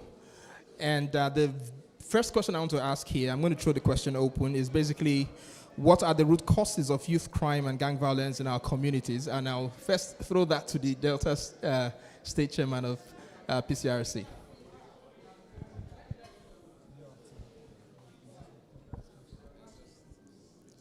Thank you very much. For the purpose of clarity, my name is Comrade Ambassador Oliver Afonuge Yefia, by the grace of God, the Chairman PCRC Delta State Command, who also doubles as a National Deputy Coordinator, Southern Nigeria of the Youth Committee PCRC Nigeria. The question why we have on the increase from the community, youth participating in crime. I'm sure the word youth, we are all used to it, and the age bracket is also a developmental stage that where one wants to dominate, where one wants to show his or herself, fully knowing where that men are known for two things, either the problem they create or the one they are able to solve. No doubt that on the increase, youth participating in crime, globally, we'll look at the goodwill message I sent to Edo State Command. We have economic and food insecurity. Just yesterday, one of my area command has a summit like this, and in course of trying to chat with one of my local government chairman, he did say that an hungry man cannot keep to law. Somebody that is hungry cannot keep to law. In those days, somebody graduated from or finished secondary school, there's already a job waiting for you. There's a place for you to work. But now people even go read as far to PhDs, no job for you. In those days, immediately you finish your university, there are a set of opportunity for you, choose within or outside the country. Even while you were working, there are opportunity for you to go for more training and retraining. But these days, we have parents who have graduates staying with them at home. And these persons want to pay back parents from loans they have taken to train them. They want to pay back parents from money they took from LAPO. Now it's not there. They want to bring up their own family now. There's no money to do that. And knowing fully well that an idle mind is the devil's workshop. Even when you try to be self-employed, how many people want to patronize the Nigerian maid? Even when you try to be creative, today everybody is going into content creation. How many persons want to view other person's page now? So whether you like it or not, because there is hunger in the land, because there's no work, because people want to meet up with daily expectation, you will not tell me today that we now find it difficult to eat twice a day. In Edo State, I think I spent some part of my life in Benin City here. You will see people going back to village every weekend to go and do their farms. And when they are coming back on Sunday or Monday morning, they will come with cassava, yams, food stuff. Today, do we still have this space to farm on? Insecurity have taken over all these places. And we are in quest to make it quick. And because we want to get rich faster, the syndrome of Yahoo Yahoo have come in. Please, can we have one house, please? Can we pay our attention to the conversation here? I will kindly request that we pause on the sharing of the program so that we can focus. Can we please pause on the sharing of the program so that we can focus? Mr. Edo, thank you very much. Can we also shut the door so that we take all the noise outside? Thank you very much. Can we kindly take all conversations outside? Thank you very much. Thank you very much. PC. The service is very low. Is there network in your area? PCRC. Regardless of the challenge, we will serve the nation. We know that, like the state chairman has been saying, maybe some people are also hungry behind. Maybe some people are troubled or thinking about what they need to pay. So I'll just give you the mic to wrap up your response, sir. Thank you very much. So in all these prevailing circumstances, and impatience to get wet, that is not safe for the future, you see us dive into areas that make us afraid of one another. And so because you are insecure to ourselves, we see everybody as a threat. And people just want to see themselves secured. Thus, you see themselves falling into court activities, drug abuse, and the rest, just because they just want to meet up with time for getting wet that is not prepared for. I think these are some of the factors that is bringing about increase in youth participation in crime. And we at PCRC level, we are catching them young by the innovation of bringing in the women and youth committee to see how we can tackle this menace with a carcass that have eaten deep into the fabric of the Nigeria and African youth. Thank you. Please, can we stop all the... We're going to give him a round of applause, but let's do things orderly. Can I kindly request that we stop sharing of anything we are doing behind?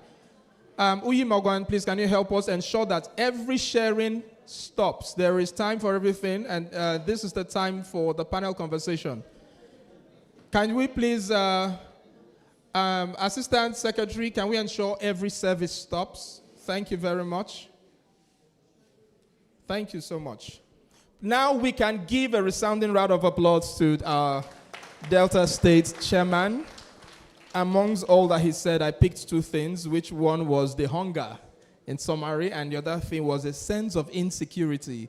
And every individual wants to feel secured, so they provide for themselves by taking into course. That seemingly suggests that maybe the average individual doesn't trust that the security agencies can secure their lives. So taking security in their hands now leads into violence and criminalities. So I want to extend the same question to the rep from NSCDC. You deal more closely with the people. So just speaking from his response, there's a feeling that the communities have that probably they are not well secured, and that's why the part of their own individual security strategies is engaging in cultism and all that. In your own response, what would you say, how would you say that the drive to secure ourselves as individuals in community is, how is it helping us, or how is it destroying the youth of today? How is the action of the youth today, by providing security for themselves, helping them build safer communities, how is it helping them? Is it really helping them? If not, what are the effects of taking security into your hands and, you know, by joining gangs and all that? Thank you very much. Simply, the effect is destruction on the part of the youth. The first speaker has spoken well. And let me also add that there are times it's not only the social factors that cause all this. There are times you have the psychological factors, like the mental health. When you look at the mental health, in psychology, they will say when your makeup is altered, when a man's makeup is altered, when a man has no contact with reality, definitely he or she can do whatever he or she likes. So it is destruction, simply. When you are trying to, you know, approach what you are not supposed to approach as a youth. Then another thing is, I have mentioned the mental health. Then the substance abuse. Substance abuse can lead to anything. And when you look at substance abuse, it has nexus with cultism, it has nexus with prostitution, it has nexus with so many crimes and criminalities. So I would say it's destruction. Thank you. I was tempted to ask you to add more of the causes, because you mentioned it's not just the social factors. You mentioned the psychological factors. Are there other factors that we want to also, that we should know that causes this violence amongst youth?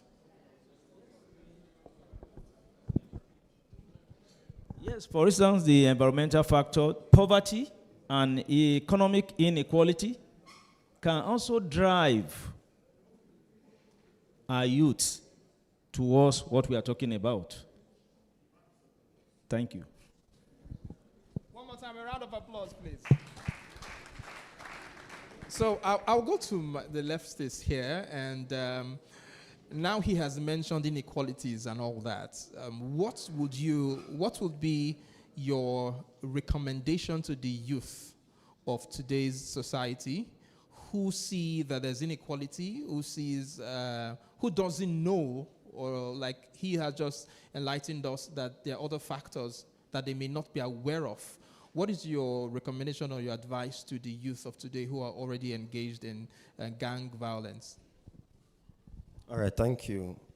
My name remains Leftist Gospel Kumbo. I'm sitting here on behalf of our Coordinator General, Leftist Omobudiago, who is attending to other issues. Yes, like we said, youth crime and gang violence. I want to quickly make sure, when we're talking about the causes, youth crime, we know parents sometimes has failed in their responsibilities in this regard, to be sincere. Another issue, unfortunately, is that our youth are engaging themselves with drugs, abuse of drugs, very importantly. And if you, like you said, recommendations. A series of programs the government have been doing, the civil society has been doing, and I expect their parents to also, because there is no other better way to bring our youth from crime and gang violence. First, the home must be involved, the family background, the family factors. And then the youth should also approach or accept the programs being done by government in terms of calling them out of abusing drugs and other, criminal attitudes. You get, so one of the recommendations I will say here is that our youth must embrace the fact that government is doing everything possible to see that they are not, indulging themselves in crime. They must accept and embrace the fact that hunger is not enough reason for anybody to actually do crime. Education is another reason, causes of youth crime and gang violence. But all of this should not be enough for the youth to indulge themselves in it. So our parents and the government owe a bigger responsibility in terms of helping our youth out of crime. Thank you. Thank you very much. I saw my my state chairman, Delta State, shaking his head and smiling. I know he has a response, but before that, the leftist said something that I know Chris Nabule Lemos has been smiling about, because we were hitting on that. And whether we like to point government or not, each and every one of us came from a home. True or true? Please talk to me. True or true? That means we all had parents. True or true? And that means one of the greatest influence that we had on our lives before we had sense were our parents. True or true? True or true? For those of you who are not responding or are suspecting you, we have to investigate you. So it basically shows that the society is actually a reflection of the home. So the way the home is built, the society will just amplify it. So if we see a failing society, it means we have failed homes. And if we have failed homes, we have failed parents. And if we have failed parents, we have what? I leave that question for my opponents to answer. But basically, that's a very resounding point that we need to take parenting seriously. Just last week, there was a parenting conference in Benin, and it was very engaging because parents have never had... someone was asking, so you mean make parents can't go school, go learn? And my answer was yes. There's a school of parenting. But that's not the conversation here. But it's pointing to the fact that many of us just think we are doing. So while my state chairman was not shaking his head, is because he said the youth must. How can a hungry man must? Yes, the question that was going in my mind. How can a hungry young person who sees inequality and injustice, how can he must? So I will give my state chairman just 2 minutes to just respond to why you shook your head when he made those statements. Thank you very much. Truth is bitter. We should be able to say it. Shouldn't paint it because you are facing the camera or somebody want to give you top up later.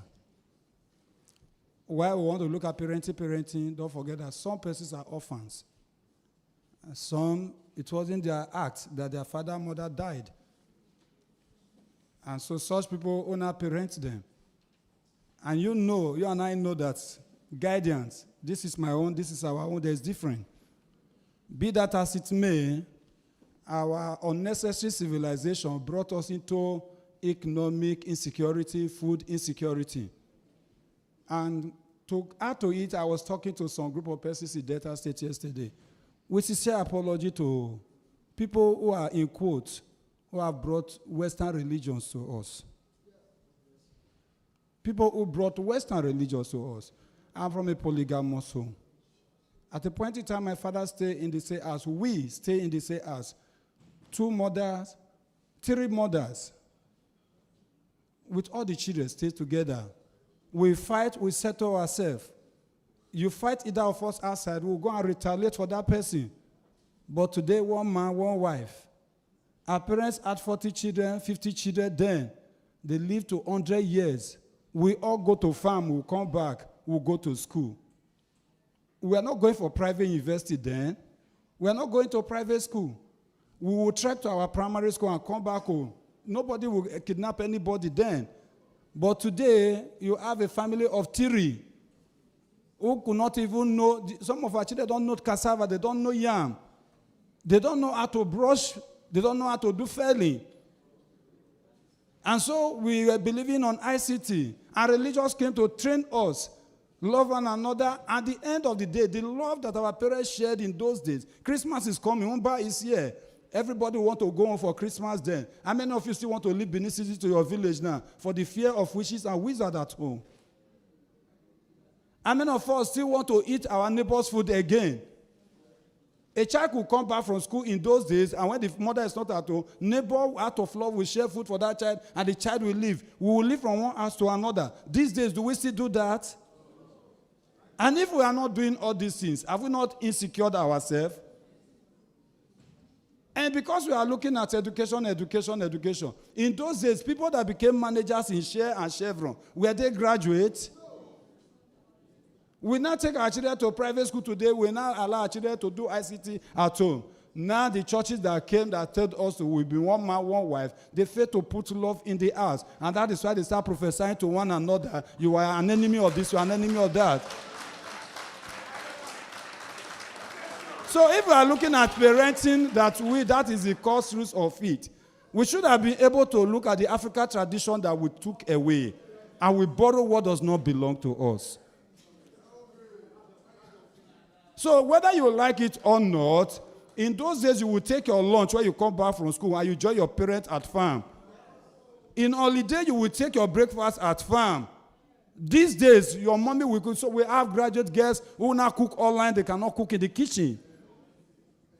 We have boys that want to be father here, father there, and did not even know what it takes to take love and give to others. So why now all this? Whether we like it or not, anybody that is hungry cannot keep to law, and because we dug the pit of hunger for ourselves, tell anybody now, let's go back to Oba village and the rest will go and do farm. Nobody want to go. And so what happened? These small boys came, they say they are rearing cattle. And that family pressure, your mate don't make and finish, you never make them. Some of our parents are problem to the children. True or false? You want to do a big marriage for your daughter that just finished university just now, you want to look a big, and you do not have the money. What are you now encouraging that child to do? You want to be driving on a big car, saying, my neighbor pick carry that motor come. The work that child does outside the country, do you know about it? Even now, we now brought the technology to Nigeria, and we are using it here now.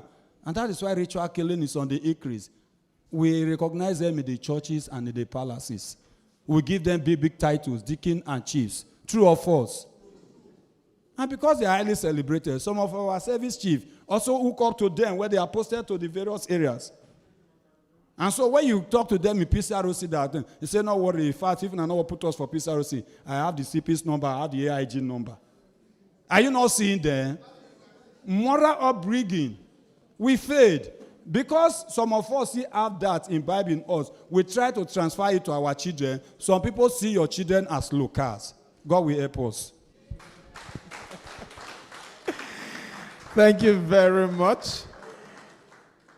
He said what was in your heart. True or true? I was hearing a lot of true. It comes back to the parents. Thank you so very much, Chairman, Delta State.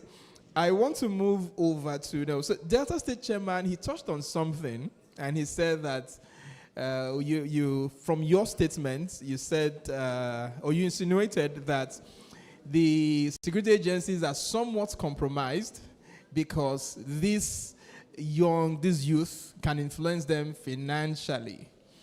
And there was a conversation we're having in my division. We hope to take it statewide. We'll use our channel, and we'll need everyone to join in that conversation. And I'll ask the question here. Is the police your friend? Is the police your friend? Is my friend, not your friend. Is the police our friend? The police is your friend. The police is my friend. But it's a very interesting conversation we would have, and that leads me to the rep of the Comptroller of Immigration, A.B. Momo. How can security agencies now build trust with the youth and communities to prevent gang violence? We've now known that, hey, maybe it's the richest guy that has your attention. So people don't trust you. When you say you are going to do this, if you seize some goods, now because this guy never settled them and all that. How can security agencies now build trust so that the youth can become more responsible in their communities? Thank you very much. First and foremost, let me start by saying, there's this saying, the way you lay your bed, that's the same way you lie on it. 2, cut your clothes according to the size. I don't know if you understand. So by so doing, I want to quickly say that there are so many factors surrounding crime, youth crime, and violence and all that. But as a matter of fact, and as it's boiled down to the parents, there's this child trafficking. Some parents tend to indulge themselves by carrying that same child of theirs abroad for child trafficking. As such, the parents are the people that are supposed to be held responsible. So I just had to bring that in. Then let me quickly come to your question. Fine. like you said, what we have to put in place, or measures to put in place to actually curb the youth from not indulging themselves in, how can you build trust on it?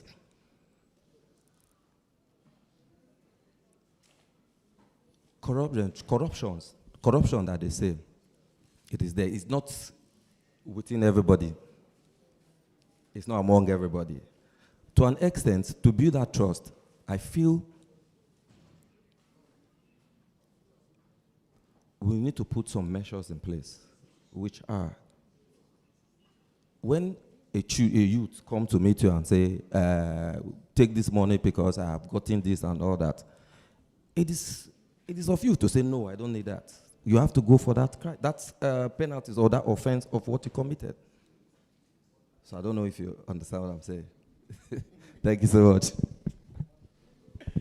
A round of applause for Abe Momo.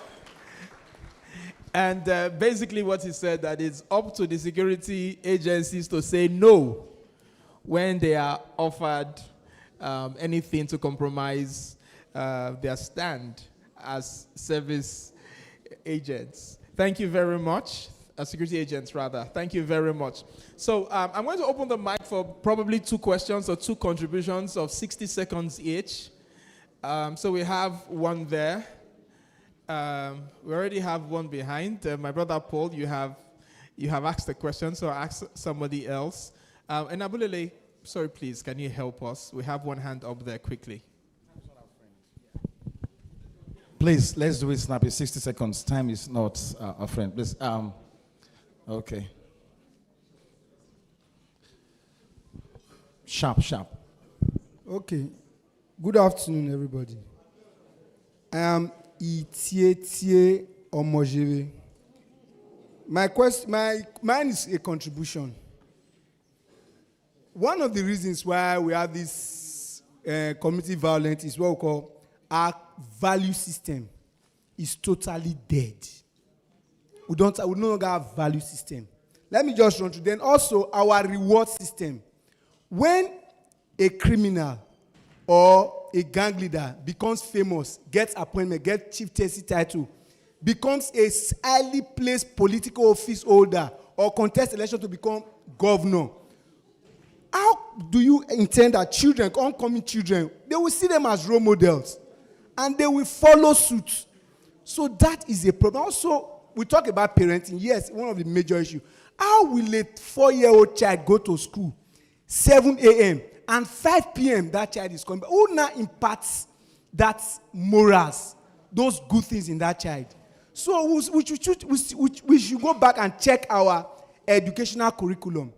Children stay too long in school these days. Who now give them the basic thing they need to know? They can't get it from the school. It's like parents pack all their responsibility and give it to teachers.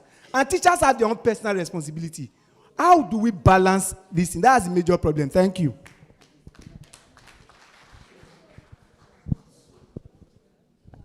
That's the last one for this contribution, please. Time is not our friend. I get his Chief Edo, Eric Edo. Thank you, sir. Sam. You black man. God bless all of us.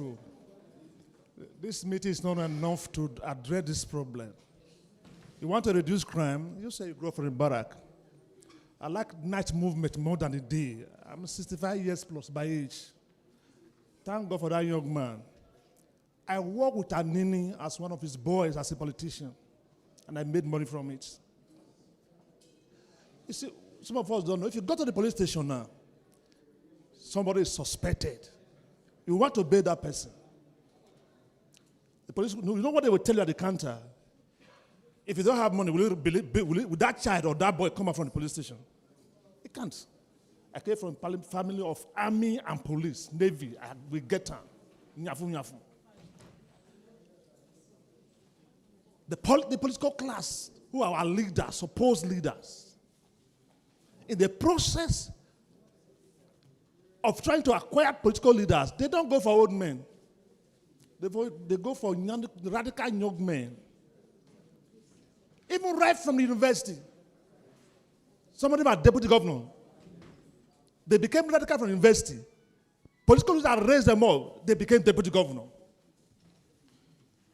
If you are not radical in university, you won't get political appointment. We know that some became ministers. Who caused it? When there was oil boom, our leaders have no brain because of the family background we came from. They started Udoji Award, first stack nonsense. They invited all the demons in Africa to Nigeria. They were building universities in other nations. Was Gowon educated? What's the problem between Ojukwu and Gowon? Ojukwu was already having a master's degree. And tribal fight or race Gowon. I'm going to say I can't take orders from him.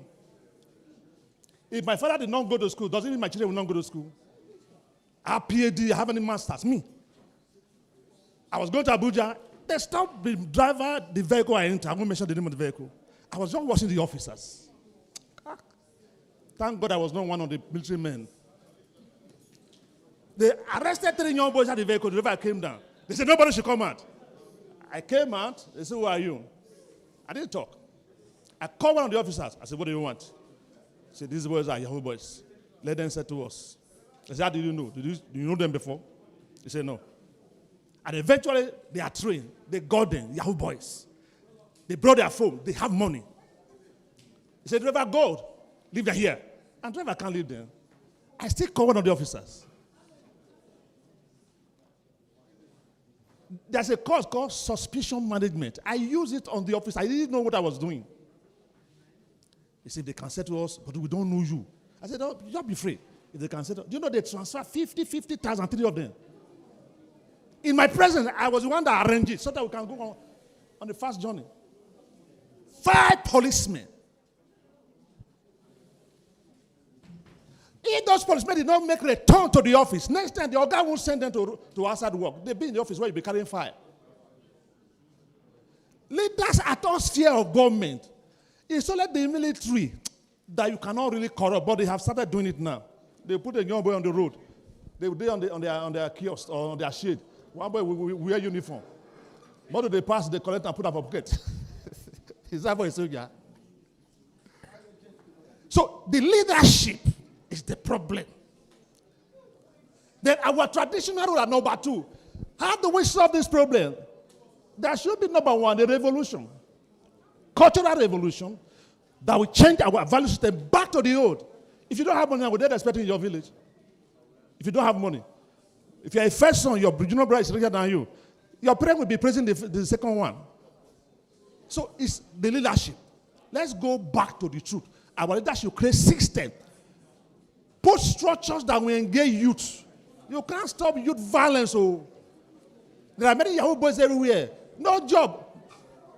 They use their brain with computer. Computer is devilish. I'm a computer scientist. I can close Edo State.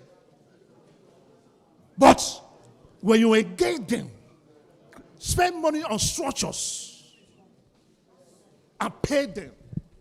The land of Edo State is wasting. I follow Goneke came to this side. Look at vast land. Put factories. You can get 84 products from cassava. Put factories. Put factories. They shit will come out from the streets. The leadership's not ready.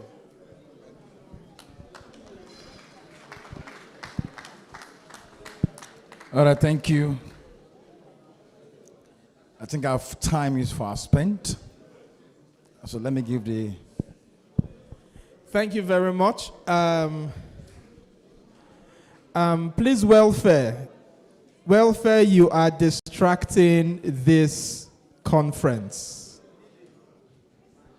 In wrapping up, we've heard so much. I'm just going to give you just 60 seconds to just give us your closing statements. But one of the things we have taken here is that we all have to be individually responsible for the youth. That's one thing everybody has said. Leadership also starts from you. Before you point the other person, you are the first leader. And the leader that is leading us, whether we like it or not, he came from one of us. So leadership starts with you as the individual. So just your closing thoughts about youth crime and violence in the direction of addressing it so that we see it reduced in the society. Thank you. Just 60 seconds, please. Thank you very much. let me appreciate our national chairman, Alhaji Ibrahim Olanie Mogaji, who is ably represented by my own leader, my father here, Deacon Ambassador Kenneth Otunuyo, JP. Most people will not want to take responsibility, but always want to shift blame where they see people taking responsibility. But for members of PCRC and stakeholders that are here, our purpose of partnering with the police is not to be attacking them, but to see how we can right the wrong. At the moment you are in PCRC, you do not have that effrontery to speak against the police. Thank you. God bless you. All right, thank you. For me, for our youth especially, I want to say, in the face of bad or no parenting, bad government, bad system, every other thing that is bad, try to be responsible and shun crime. It's our responsibilities. Thank you. I would like to add that the federal government, the organ of them all should put things in place, like in terms of, you see, most students doesn't go to school right about now and all that. So as a matter of fact, if the government can actually bring tuition fee to the free aspect, I think it will help to, help parents, free education, parents to carry on. Thank you. Let me equally add that every sector should do things rightly. I'm not saying we have a perfect policing now or imperfect policing, but from the parent to the leader and to the youths themselves, let's do things rightly. Thank you. Thank you very much, gentlemen. This will be the end of our conversation. I think we'll just, please, a round of applause for them. A round of applause. Let's just stand for a photograph. We'll take a group photograph before we step out. I would want to say these conversations are going to continue after now, and we're going to be engaging on our YouTube.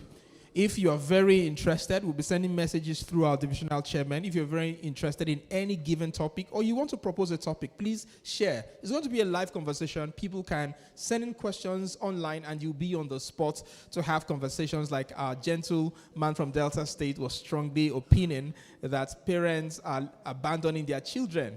And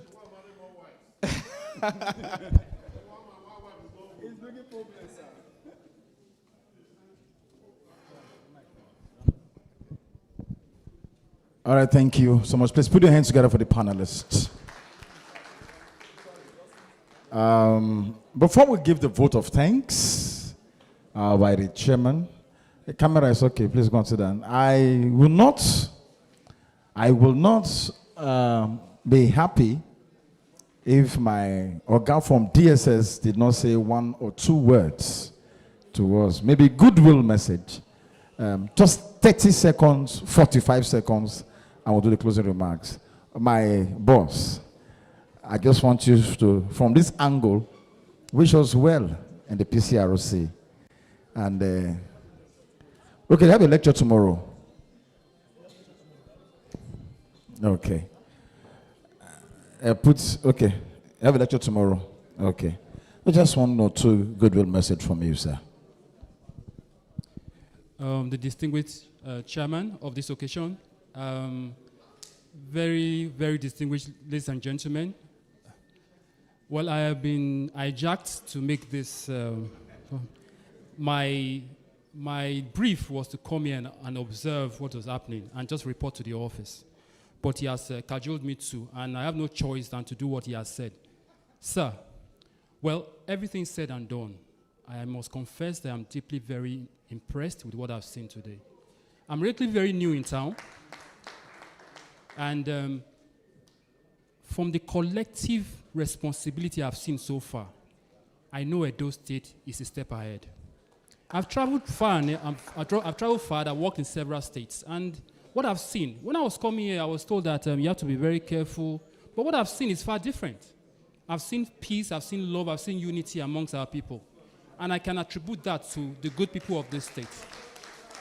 So I won't say very much, but I want to charge each and every one of us to keep on the good work. The good work will speak for us, and I know the bottom line of everything is that there will be peace on this land. Thank you very much. Thank you. After hijacking him, I will unjack him now. I think they have their lectures tomorrow, so please, I want us to be here and full capacity to hear from the DSS. Distinguished ladies and gentlemen, hasn't it been a wonderful time? Wonderful time. Please put your hands together for PCRC. Thank you so much. At this junction, I'll call on the state chairman, Reverend Dr. Ambassador Isaac Segusime, to give us okay, I must add that JP. No vex, nah, no vex. JP. I won't call out once again. JP. To give us a closing remark. Thank you so much, sir.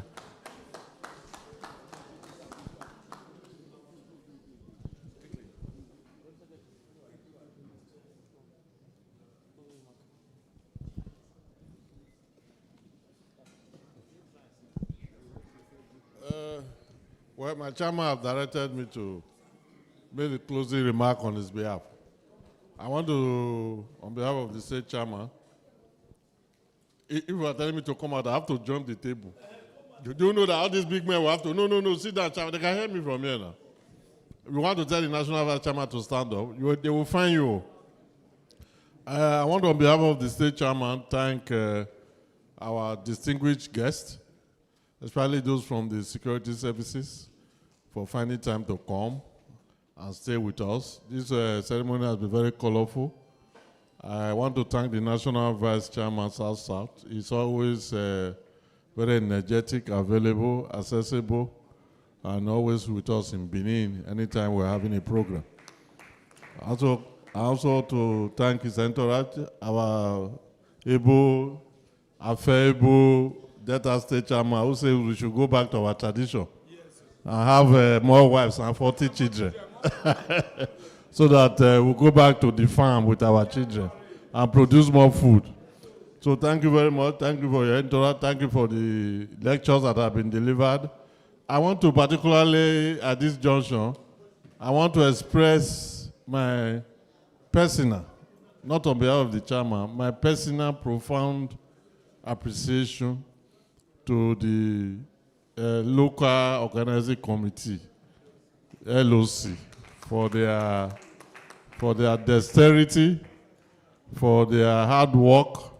I was one of the proponents in our last state meeting that suggested that this conference be postponed, because from the preparations we had, about 2 or 3 weeks of the conference, we thought that this arrangement will not be this successful. But the state chairman is a dogged fighter, and he was alone in that meeting, but he insisted that this conference must go on this same date.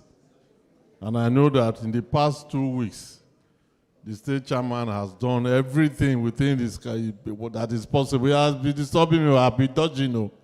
I dodged a lot because I have other commitments. But this commitment that we are having this conference today, that it took place today at all, is for the dogged determination of the state chairman and the local organizing committee for putting this beautiful seminar together. That tells us that if we are determined, like our youths, whether you are hungry or not, if you are determined that you are focused, whether there's hunger or not, stay away from crime. There are so many opportunities for you to develop. And even within the hunger itself, there are opportunities for you to even make it more. There are people who are getting jobs online, and they are getting money, they are being paid. So let us encourage our youth that even though we have a hard economic situation now, we should take opportunities of the situations and live above board and not engage in crime. I want to thank the police, the immigration, the DSS, the military, and all the security agencies, our special guests. And I was so elated to see the state vice chairman. Anidu. I've not seen him for a long time. And those who travel all the way from Edo North and Edo Central, they have been having a Herculean task attending our meetings because of bad road and the economic situation. But today they are here. I want to thank the State Vice Chairman that you are looking younger, sir, and you are looking more fitter than even the State Chairman. So must be eating where I'm going to the farm in Auchi. So thank you, gentlemen. As we close, I wish all of you safe journey back. But remember that tomorrow we still want this place to be filled up because we have lectures from DSS, from other security agencies, and it will not be nice that they come here and this place is half filled. So as we go back to your respective destination, please spare us some time to come back here.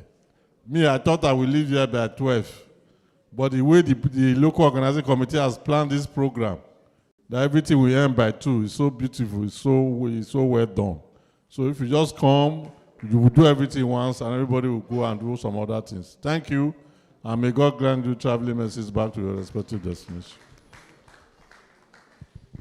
All right, thank you so much for that beautiful closing remark. Jesus began with prayer, and he ended with prayer. And so this note, we want to say the closing prayer. But there's going to be a group photograph at the red carpet downstairs for everybody. And the press will do their interview. But now, a man did pray for us. Let a woman close us. I am very gender sensitive. A man opened us with prayer. A reverend gentleman did that. Let a reverend Mrs. close us with prayer.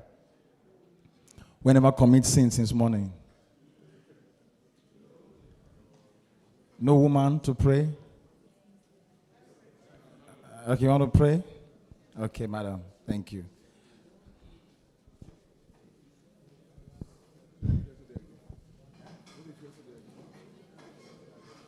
Soldier.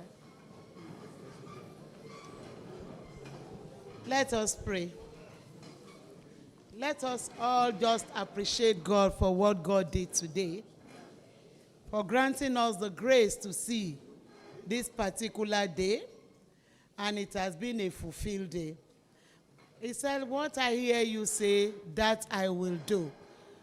Open your mouth and just tell God, thank you for his divine grace and for his mercy, for journey mercy to this place. Just open your mouth, tell him something. As we are moving out of this place, thank him that he will take us back safely, and all that we have learned, we will put it into practice. He's been a faithful father, a beautiful weather. He brought everybody here safely, and is returning us back safely in the name of Jesus. Father, Lord, we just thank you. We give you the praise. We give you all the adoration. For all that you have done for us, take all the glory. For in Jesus' mighty name we pray.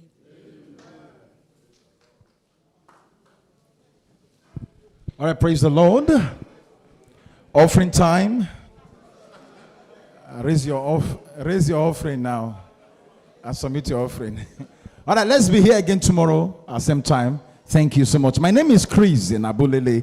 I work with Edo Broadcasting Service. I'll be seeing you again tomorrow. Thank you and peace. We are out. Bye-bye.